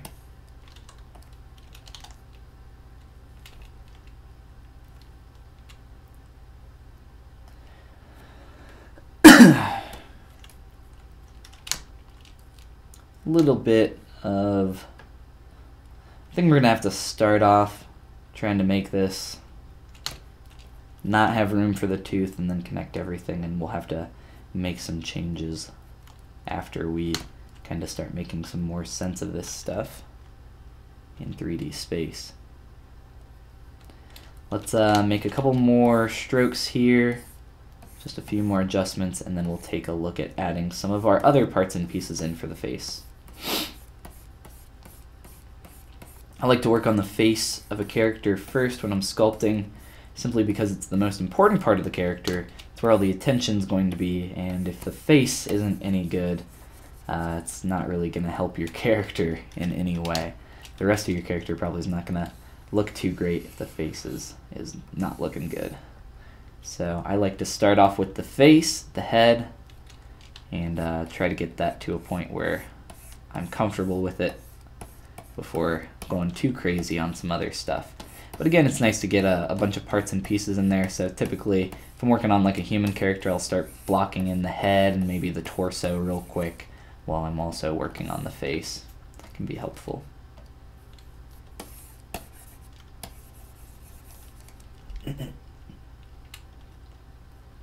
You will watch it once it's uploaded. Yeah, I can't remember. I guess you were interested in some of the rendering techniques. So yeah, we go over some pretty quick stuff. It's something that you could honestly, once you learn how to do this little method, you could probably get it done in like 10 or 15 minutes. It doesn't take too long, and it gets you a decent enough result where you can show off your sculpt or your model just from the ZBrush renderer relatively quickly.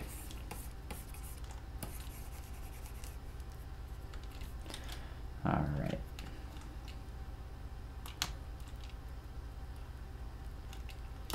Let's come up here and start thinking about where our eyes are going to be. Pretty round shape. It's a little bit tough to tell. Maybe just a little bit of elongation back, just a little bit of stretching. Again, we have only one perspective drawing, so it makes it a little tough for us to interpret what's going on. But what I can tell immediately is that some of this needs some adjusting. I need to bring up the cheeks and the jaw here. Trying to think about the best way to do that. Let's see. Let's do a transpose master and we'll make those adjustments that way. Make sure you turn your symmetry back on, of course. And I'll just grab a really big move brush here.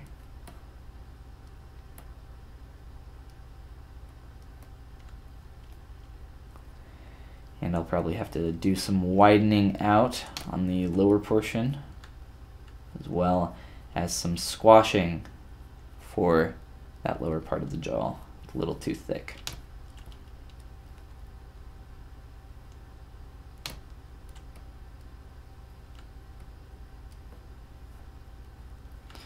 All right, we'll play with that a little bit more here. And throw in some eyes as well, so we can start referencing things against one another. That tends to be pretty helpful, which is why I recommend you get in all those parts and pieces quickly, just so you can reference one part of your sculpt up against another.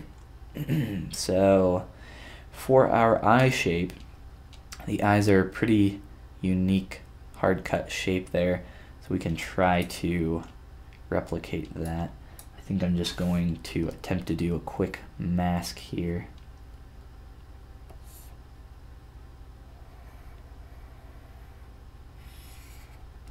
And then adjust it manually with my mask pen.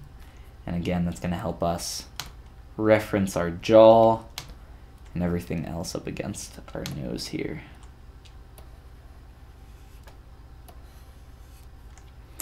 And maybe getting some more resolution in here in a sec to get a little bit of a better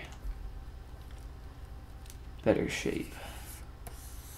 You can also Control Alt click to get a little bit of a harder, not shadow, but a harder mask, and then Control clicking to soften that mask. So Control Alt click, sharpen, Control click, soften.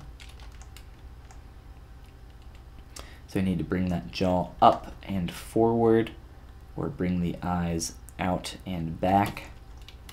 I'm just gonna make that into a poly group and squash in the head a little bit here.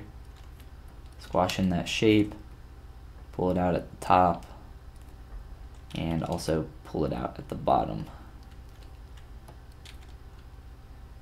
A little bit too rounded, I think, as it's coming down here into the bottom.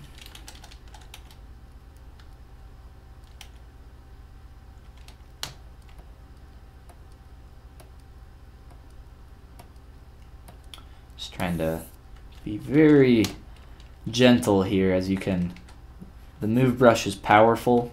All of your brushes in ZBrush are pretty strong, so you want to be gentle and not overdo it a lot of the time.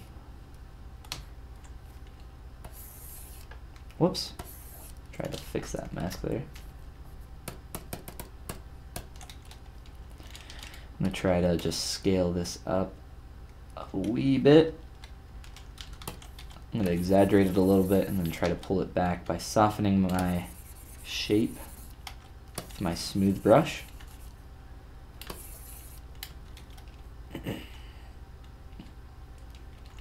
Getting a little bit closer there.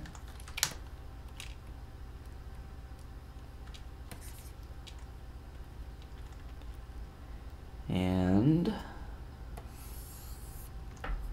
the jaw will have to bleed up for that.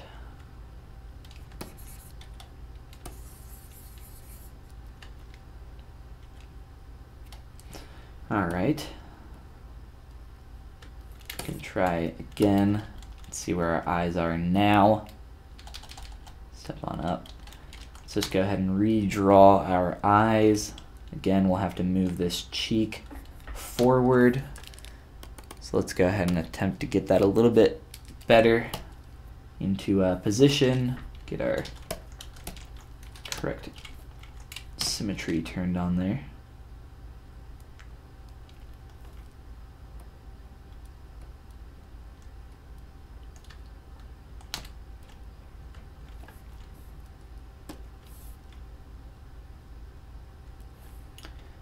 mess with the scale of some of this stuff as well, particularly the nose.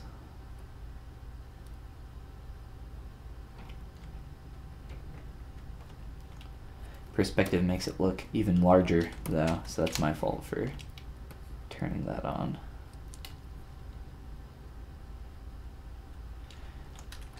It's got a little bit of some roundness coming out here into the jaw, so I want to try to replicate that as best as I can.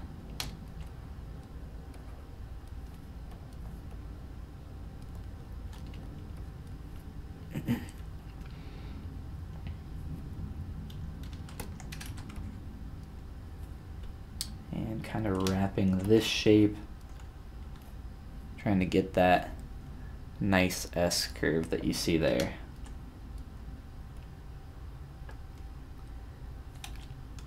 Not easy. This stuff takes time, especially if you want to make it really clean, which we do. This is obviously very, I really like this illustration, and I really enjoy this this aesthetic and style.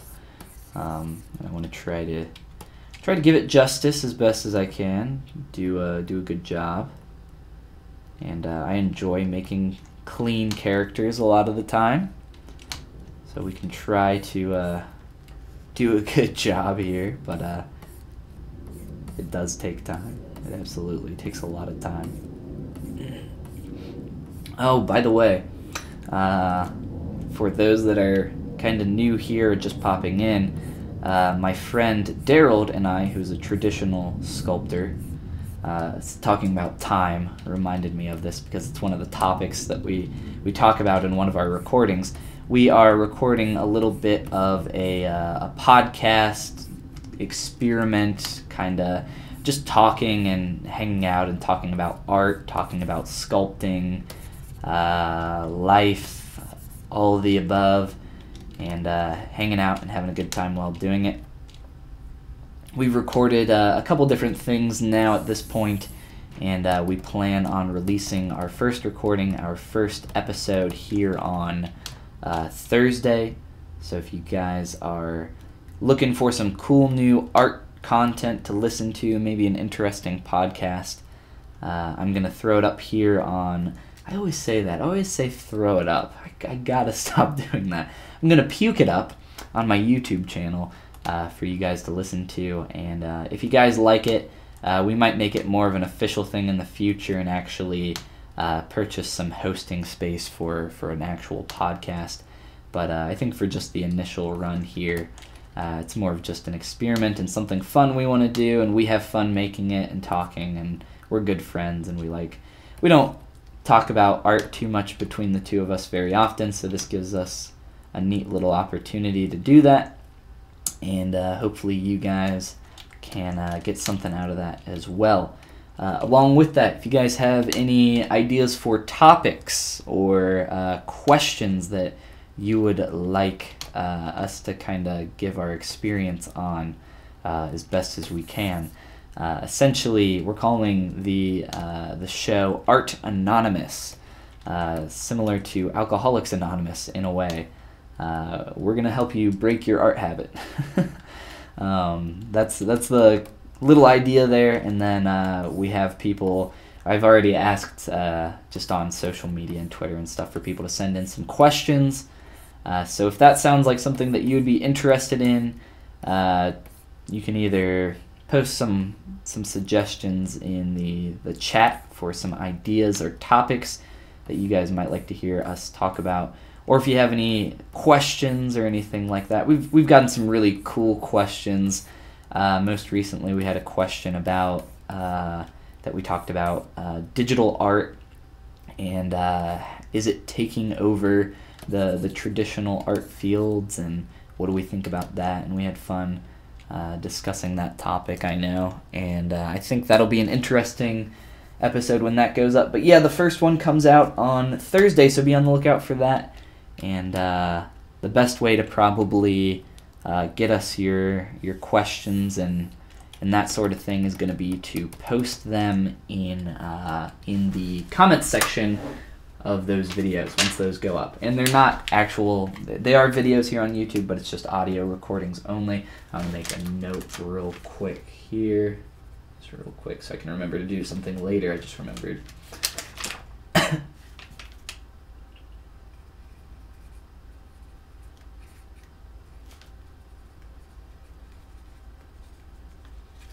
All right.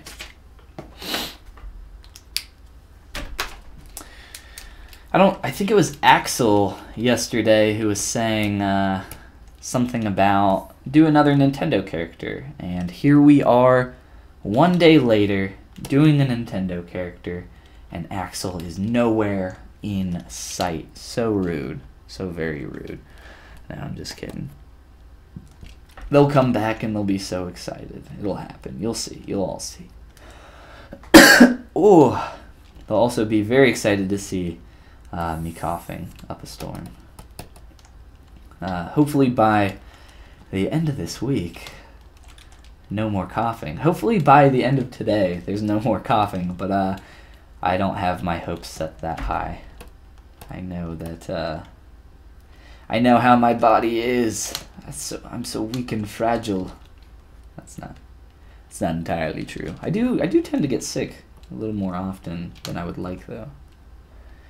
I need some Flintstones vitamins, some Flintstone gummies or something.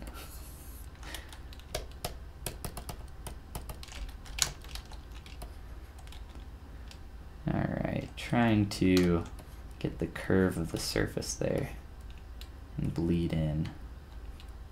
A little bit of a large comma or quotation mark shape going on here. We can kind of try to emphasize. Speaking of what quotes are used for, emphasis is one of them. You can try to emphasize this shape with a little bit of a pinch.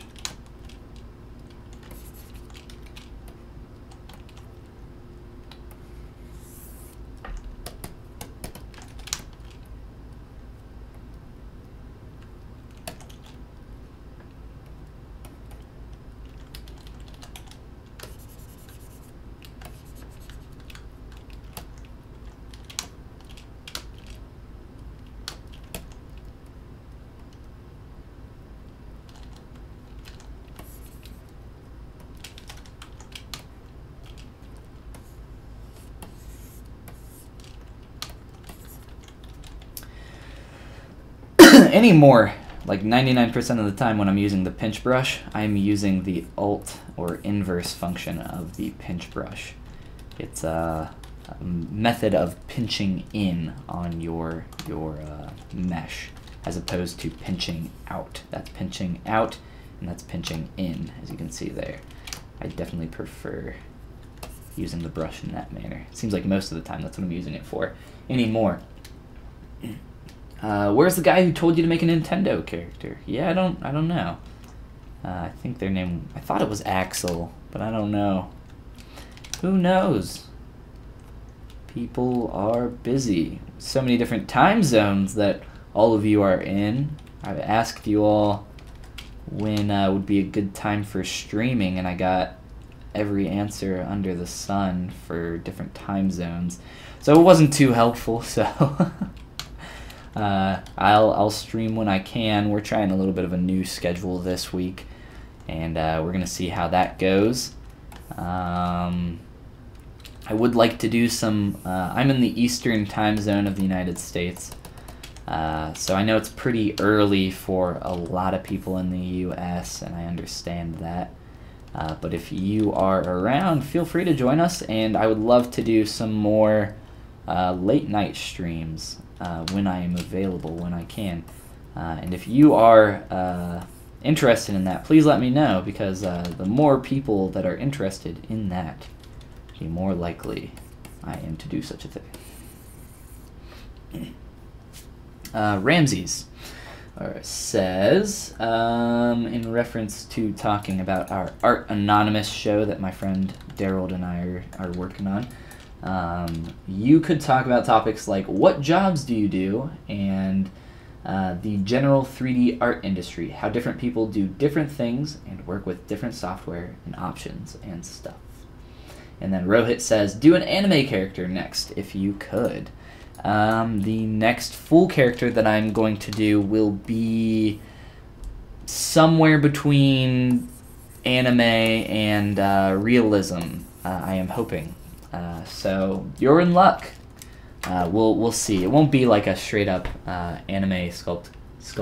I don't have one personally, so sorry I can't just like show one off. The closest thing to an anime character I have on my desk is a Barbie.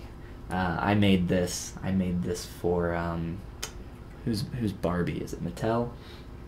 It's Mattel or Tomy, I can't remember off the top of my head, but that's the first toy that I ever got to work on back when I was working full-time on toys.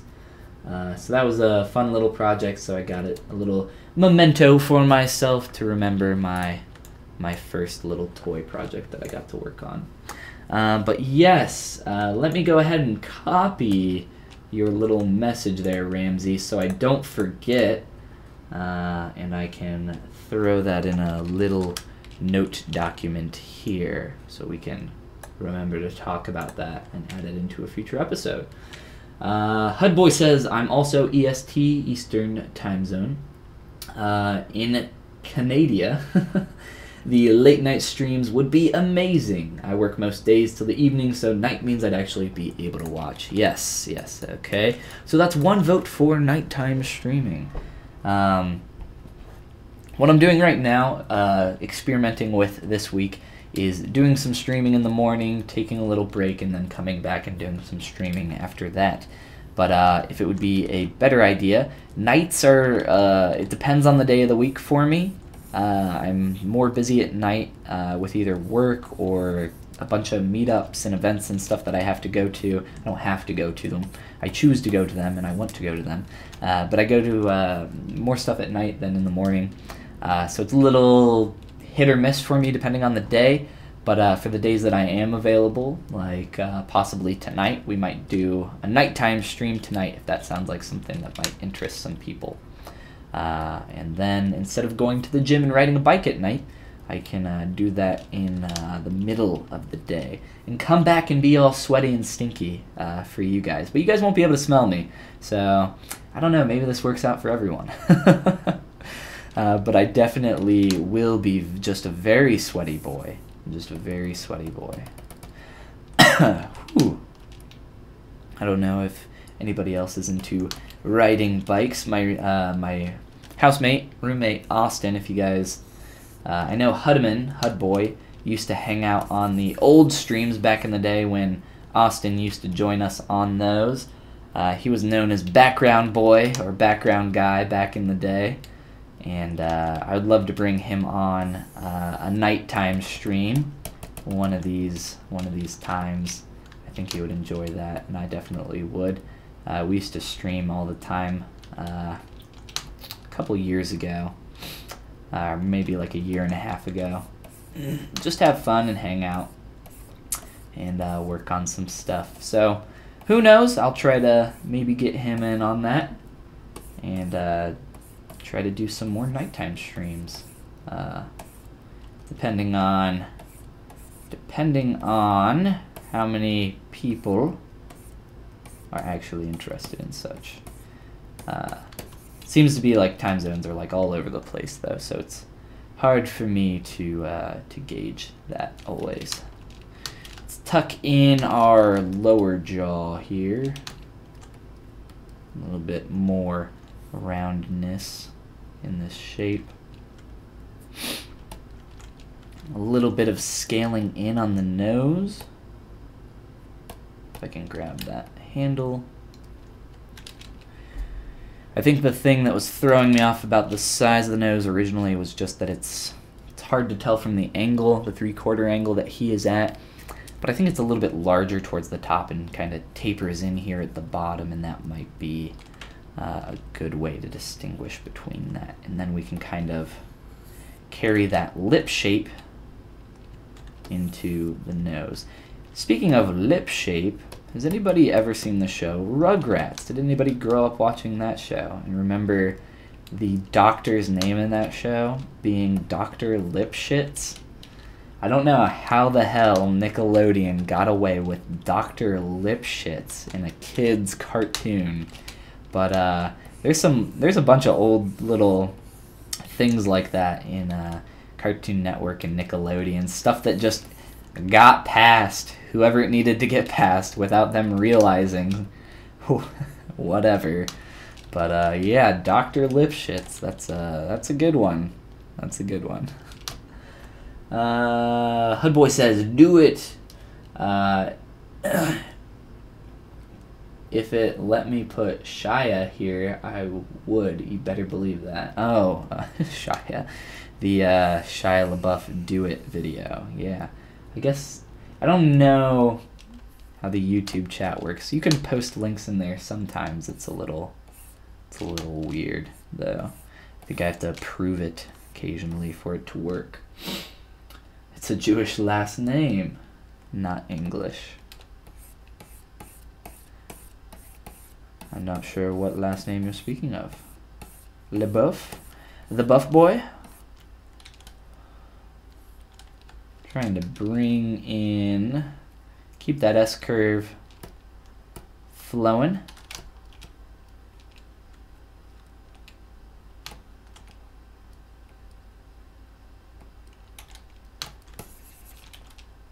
And also give a little bit of a mouth cavity in here. A little rough, but that's okay. Nothing we can't fix with a quick remesh. Make sure we have Dynamesh turned on. Let's actually just mask this off. Gonna be a lot easier. Oh, you are talking about Lipschitz.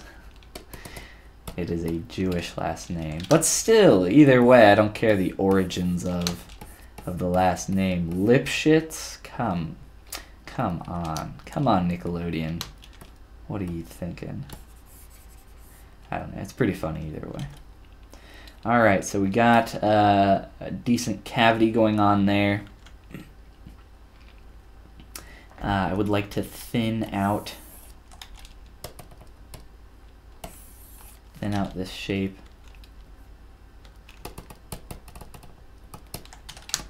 If I can.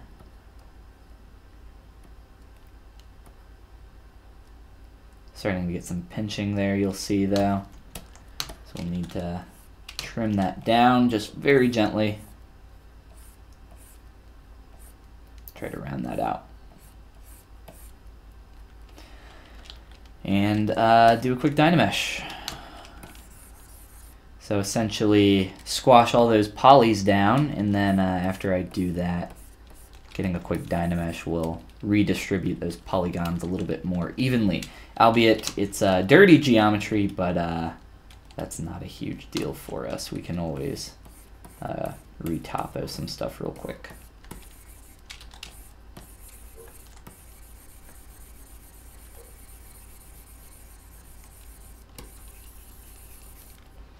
Trying to just clean up the surface transition there. Kind of look at it from different angles, see how the light is playing off of it. You can switch your material to a few different things if you're having trouble seeing how the surface is turning. If you really want to see how bad your surface looks, check out that red wax material.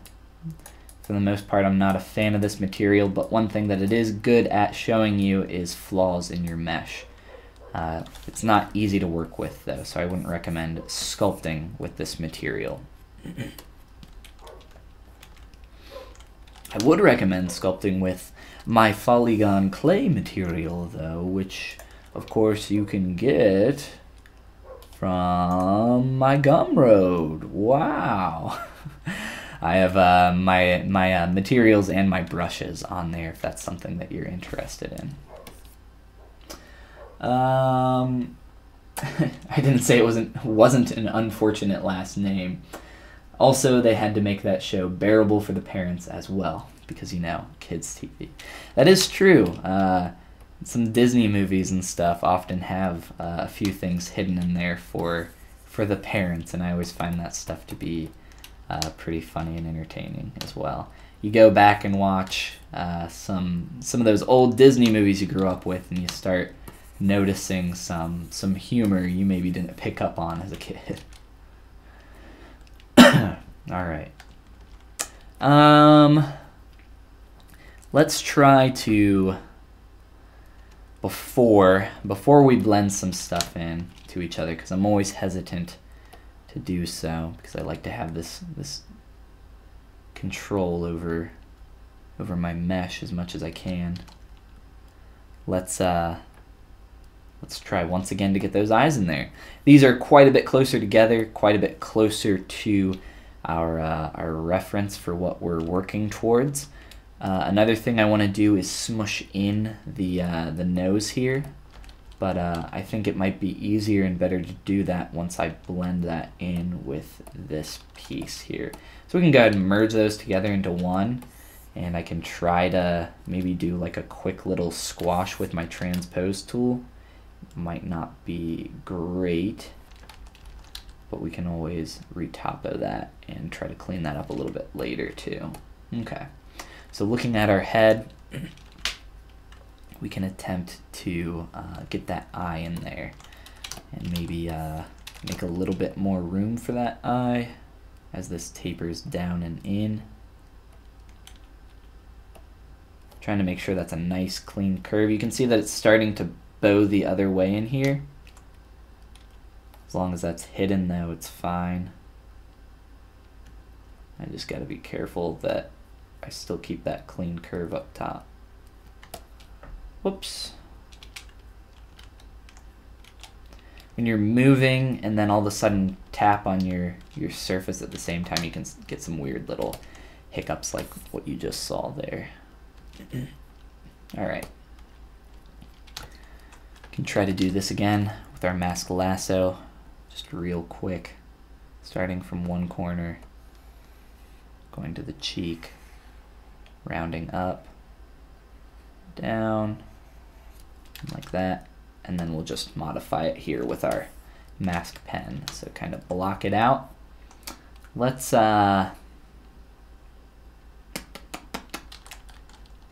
subdivide another time, just so we can try to get a little bit of a cleaner mask in here.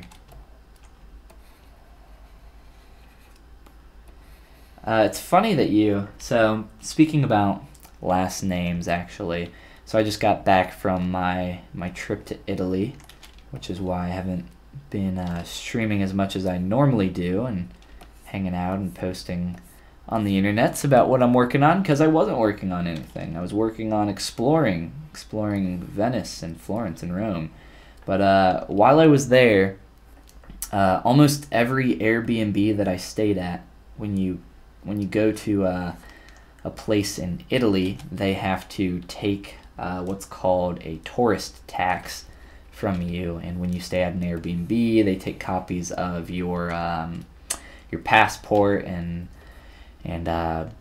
give you some documentation and some stuff like that. But almost every single person that I spoke to that saw my last name was like, "Oh my gosh, your last name, it's like a really old Italian name. It's like the name of someone that would have owned land. It would have been a lord's last name back in the day." I'm like, wow, must have been got some cool Italian ancestors. My great-grandpa actually came from Rome over to America. Thank God, because America's great compared to Italy, at least in my opinion, from the limited experience that I was given. But there's still some amazing, beautiful stuff in there. So what it is my last name is De Angelis, and apparently the D part of an Italian last name or surname is the part that is often attributed towards lords and ladies of back in the day. Apparently they're older last names. I'm not positive on that. That's just what people were telling me though. Ramses says, recently I sculpted a cobra snake My question is, could I use the same model and pose it differently? Using the Z-sphere rigging technique is good for humans or other animals, but not very good in this case. I'm not sure why it wouldn't be good in that case, as long as your topology allowed for you to kind of pose and make some changes. I think it would be totally fine. If you could give some tips, that would be helpful. I think Z-sphere rigging could be good for that. Personally, in my opinion, Z-sphere rigging is kind of an older method, and I'm not a huge fan of it, but there's no other rigging method really inside of ZBrush. I prefer to move stuff manually. If you want to rig and pose a model, I recommend that you do that in a different software. I also would make sure that your topology allows for such things. If I'm going to sculpt something like this pose, I'm not going to sculpt this character in a neutral pose and then Z-sphere rig him into position. That would be an absurd amount of wasted time. So I'm going to sculpt him in roughly a neutral pose and then start posing him manually, which is what I prefer to do. So that would be my recommendation. If your Cobra that you say is just for sculptural work and you're not doing anything else with it, then that's what I would recommend. If you're trying to create something that's for a film or a game or an animation, definitely rig it in like Maya or something so that you can actually animate it and have some joints and stuff that you can actually manipulate later on when you need to manipulate that. It's going to be completely useless to you if you just do it in ZBrush and nothing else. Alright, so let's duplicate our head, just because I'm not sure about if I'm going to like this or not.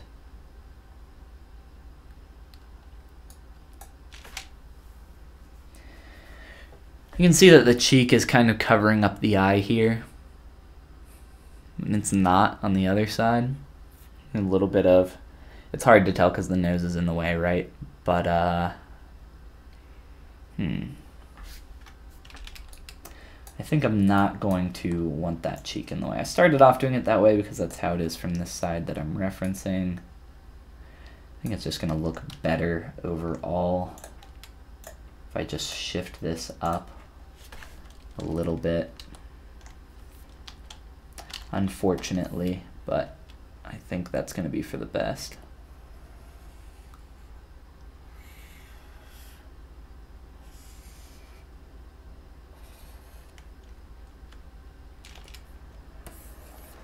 I don't want those cheeks covering up part of the eye.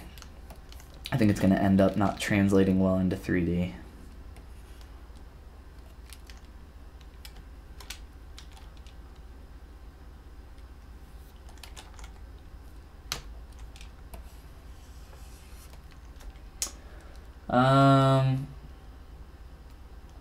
Is there a way to move it like the curve pipe?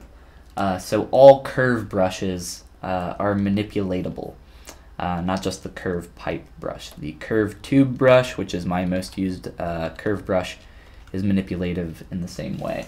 But no, there is no way to kind of just align it with a curve other than Z-sphere rigging it and manipulate those joints individually. I did it for jewelry, but I want to use it for different poses. I don't know, I would have to see the file. If it's so high poly that you can't modify it, I recommend Z-remeshing it and reprojecting the subdivisions onto that, and then have it at a manipulatable standpoint.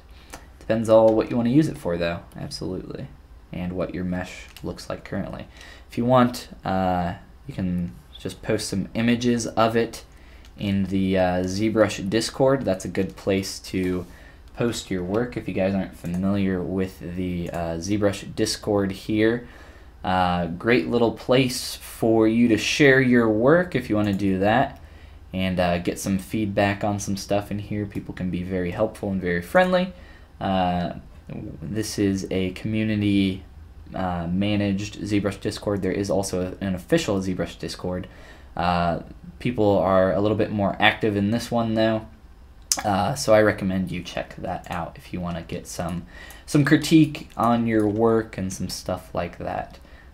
or if you are looking for a more professional critique, my Patreon offers a tier for critiques on there, so you can check that out as well. I do sculpt overs and give some feedback and tips and stuff like that. So if you're looking for some more professional stuff, maybe check out that. But that would be my advice. Check out that ZBrush Discord and see if definitely post some images in there, and I'll be able to at least look at what you got going on as well, so I can kind of understand better what's happening. Alright, so blocking out just kind of the shape of where the eye is going to be here, I can actually, I'm just going to perform in auto groups. That's going to group everything that's visible, and press Control W. Alright, let's flip that. Control W to try to get a little bit of a better polygroup here inside the eye. So I can delete that geometry if I can select this, if need be. So I can delete that and work that way. And we'll leave it how it is for now, and I can work on inserting another piece of geometry for the eye in there and play around with some of this stuff. As you can see, based on the 2D concept, the eyes are a little bit closer together, so we can try to maybe squash the head behind the nose a little bit. I think we're going to want to do that in transpose though, just so we're being a little consistent with squashing everything together. We do want to make sure that we have subdivision levels for some of this stuff though, as we want to be careful about how we do that. So quick Dynamesh here on some geometry, and we can start cleaning up some of our garbage.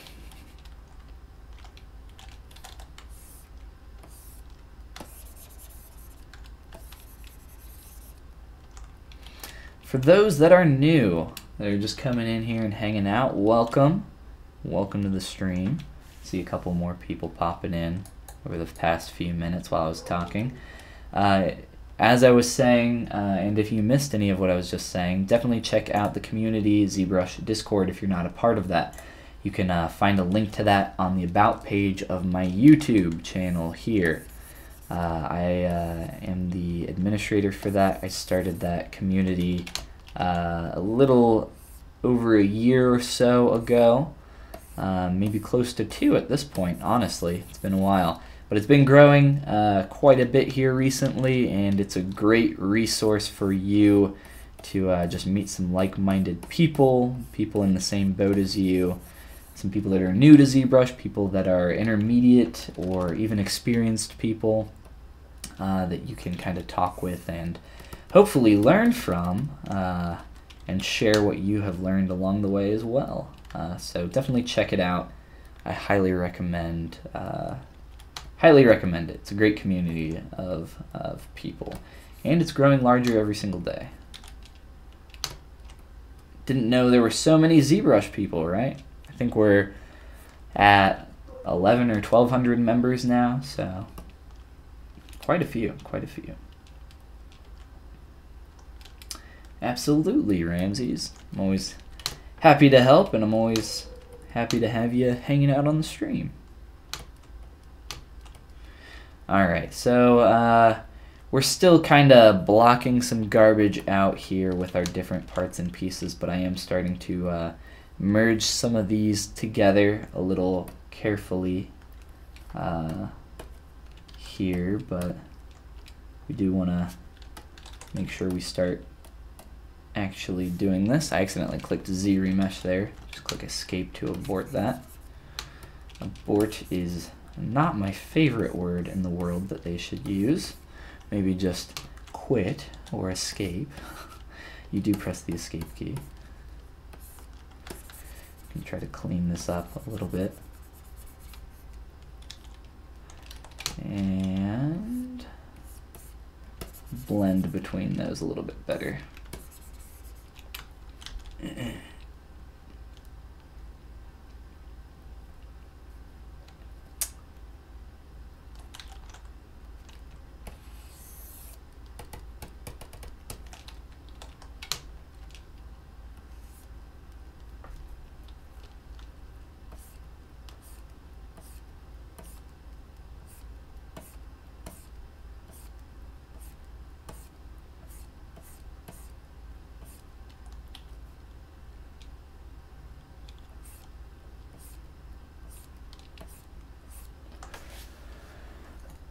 Also got my Contigo back from the wash. That's why I didn't have it yesterday. It was in the dishwasher.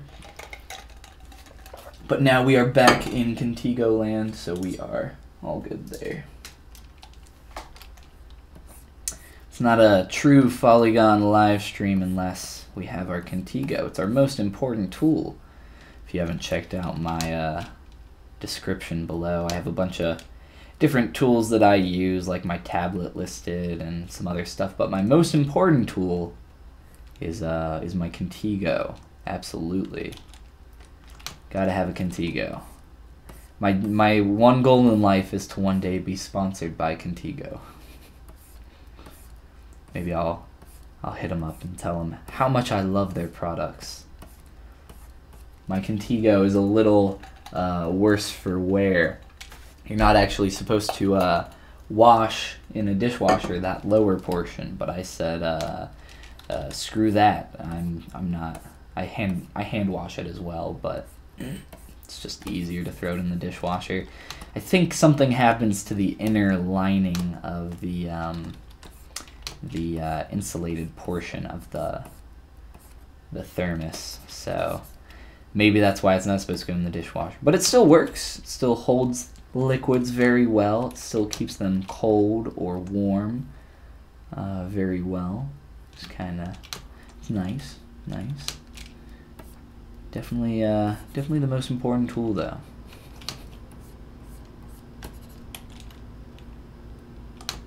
I was just telling someone last night about how much water I drink, and I'm surprised that my bladder has not like exploded in recent years just because of how much water I do drink. But I don't really go to the bathroom like a ton, I would say. It's not like I'm peeing 30 times a day or anything.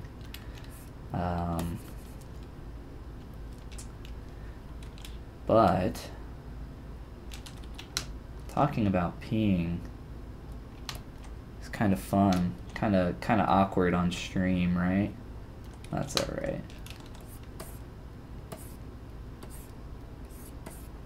Trying to figure out the shape that this is. It's just such a strange turning of the surface, and obviously it's in 2D, it's just like a little curve, but I'm trying to interpret this into 3D. Like I said, when you only have one view of something like this, it's really difficult to interpret. So definitely take your time and really try to figure out what's happening there with the surface. There's no rush, and if you do rush, you're just going to end up screwing something up and making it look a lot worse.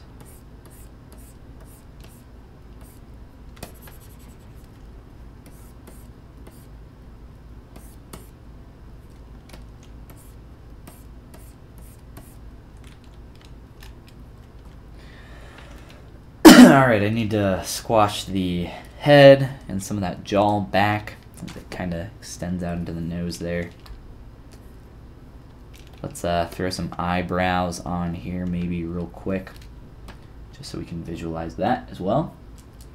Curved tube snap brush is what we're going to use. And of course our stroke palette. We're going to turn on size and leave those default settings there, and try to do this cleanly. So what we want to do is add an extra point in here and then pull down. So it goes sharp, grows in size, and then sharp again, and then we can add 2 of these.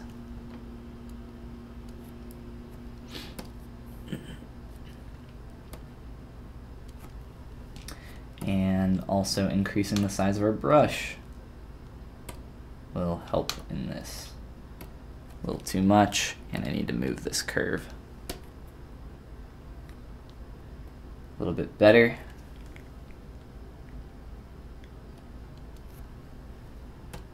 Don't want that to get quite as sharp. There we go. And then from there I can just select that and then make some individual changes to the flow of this here. So up, down, up. So we want to try to replicate that a little bit better. Try to spin this edge loop and adjust it here.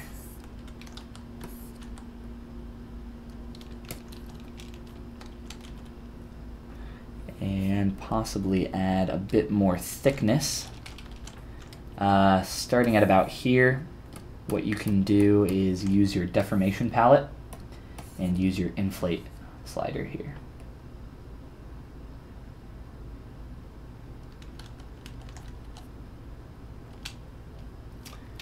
A little bit better.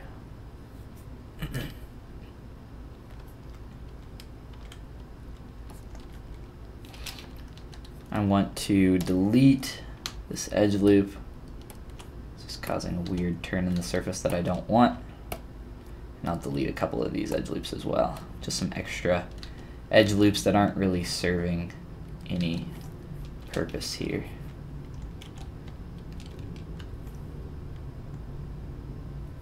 All right. And of course we want to duplicate this shape. Maybe thin out very gently around there. And bring these up off the surface.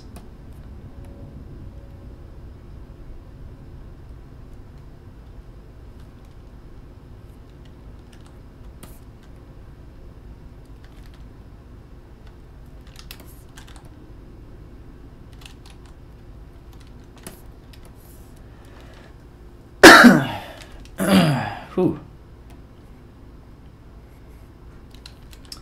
And rotate that a little bit, and then we'll duplicate it and get another one in there. You can just control click and drag with your 3D gizmo or your transpose tool, and that will duplicate your mesh as long as you don't have any subdivision levels. That is the key there. Ryan says, hi, welcome Ryan, welcome back. I believe you were with us yesterday on the stream. I might be mistaken in that, but welcome to the stream. Glad you could join us.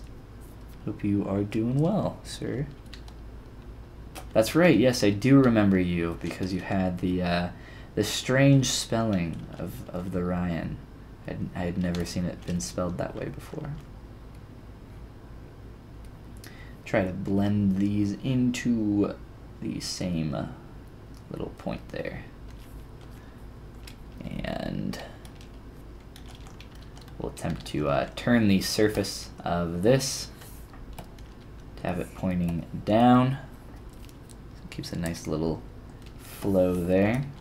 Stays with our concept.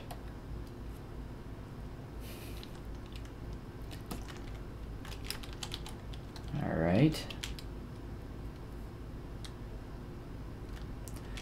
So we have the start of our little eyebrows there, and we can mess with those more down the road. But I think we're at a point where we want to squash some of this and see what we can do here.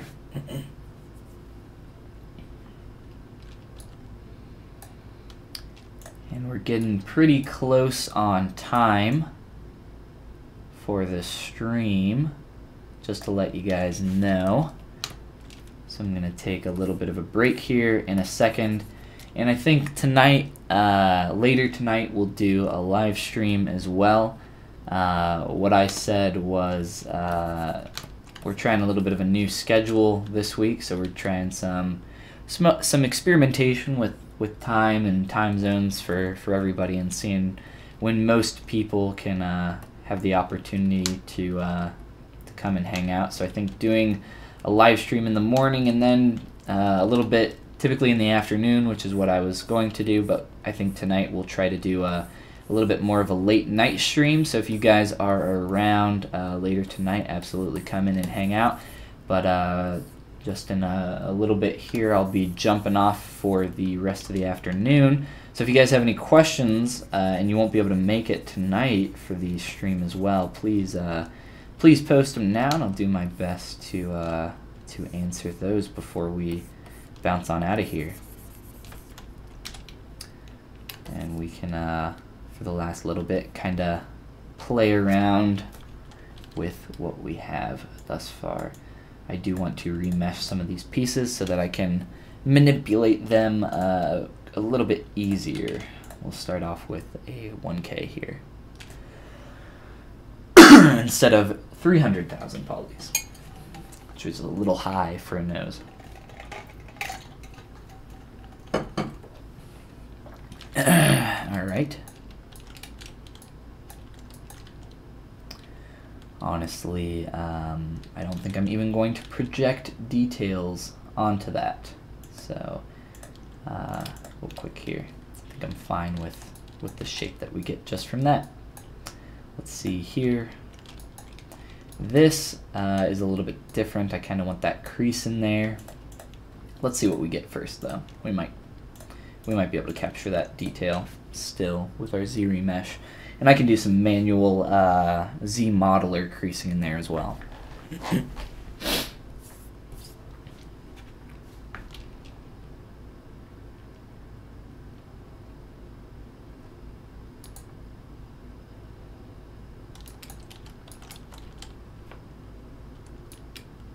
It's not too bad. Captured it fairly well. Let's see what a creased edge loop looks like in there real quick. Crease edge loop. I just creased everything. So we don't have a clean edge loop there. It's hitting that star on the other side. I might be able to... it's wrapping around. No. That's not what we want. Let me see here if I can do something.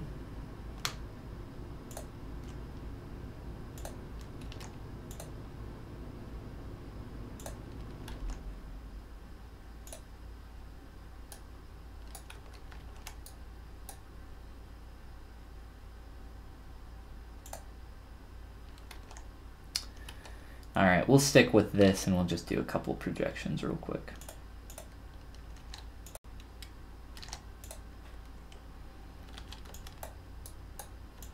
And a little bit of softening of that form.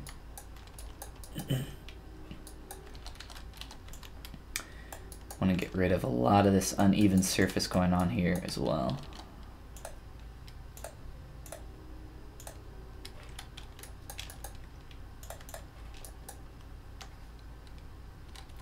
At what time will you stream next? Asks Rohit. Later tonight, EST, so currently it's noon here in the Eastern time zone. I don't know the exact time quite yet. I'm gonna guess around 7-ish p.m. we'll say, around then.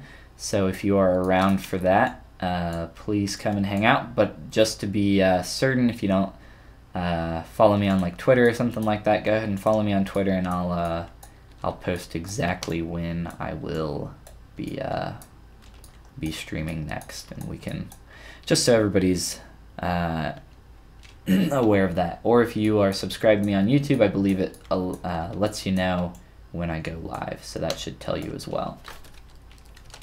So either of those methods is probably, just to make sure, is the best way. So I'm thinking around 7 p.m. It's probably a good time to do so.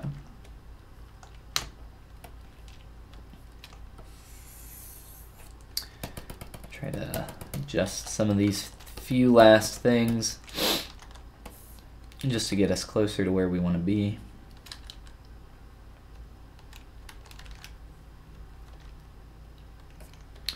Closer to our stylistic appeal here.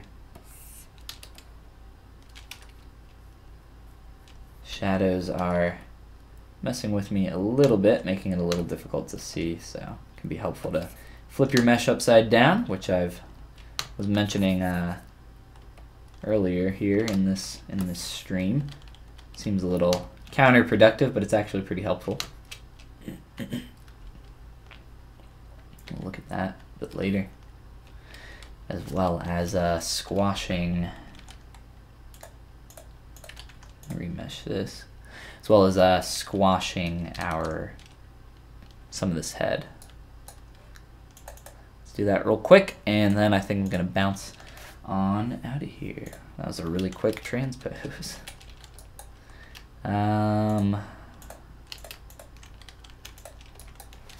Let's take a look.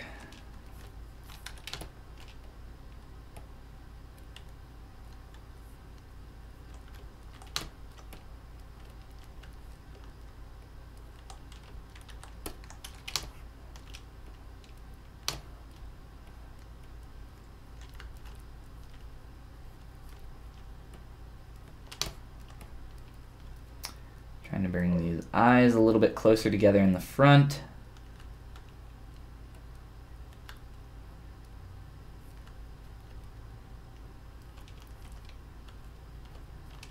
And bring some of this in together a little bit as well.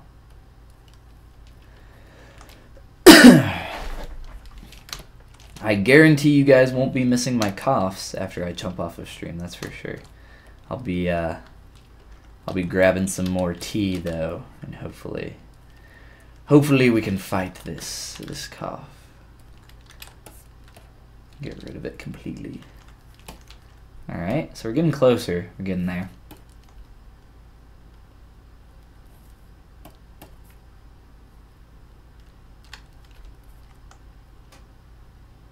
Once we get some more parts and pieces in here, I think that'll help a lot as well.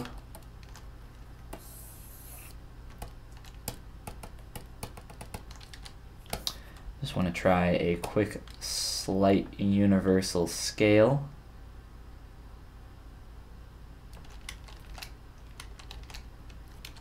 And a quick slight transpose of the nose.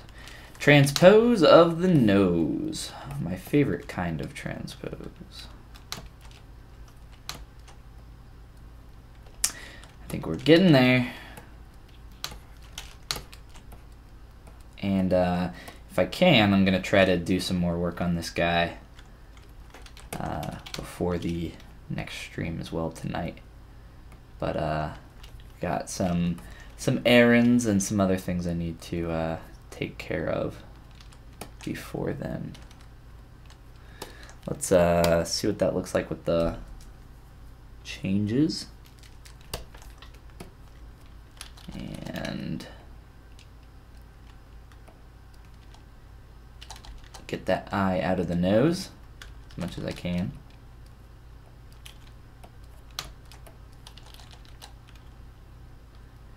All right.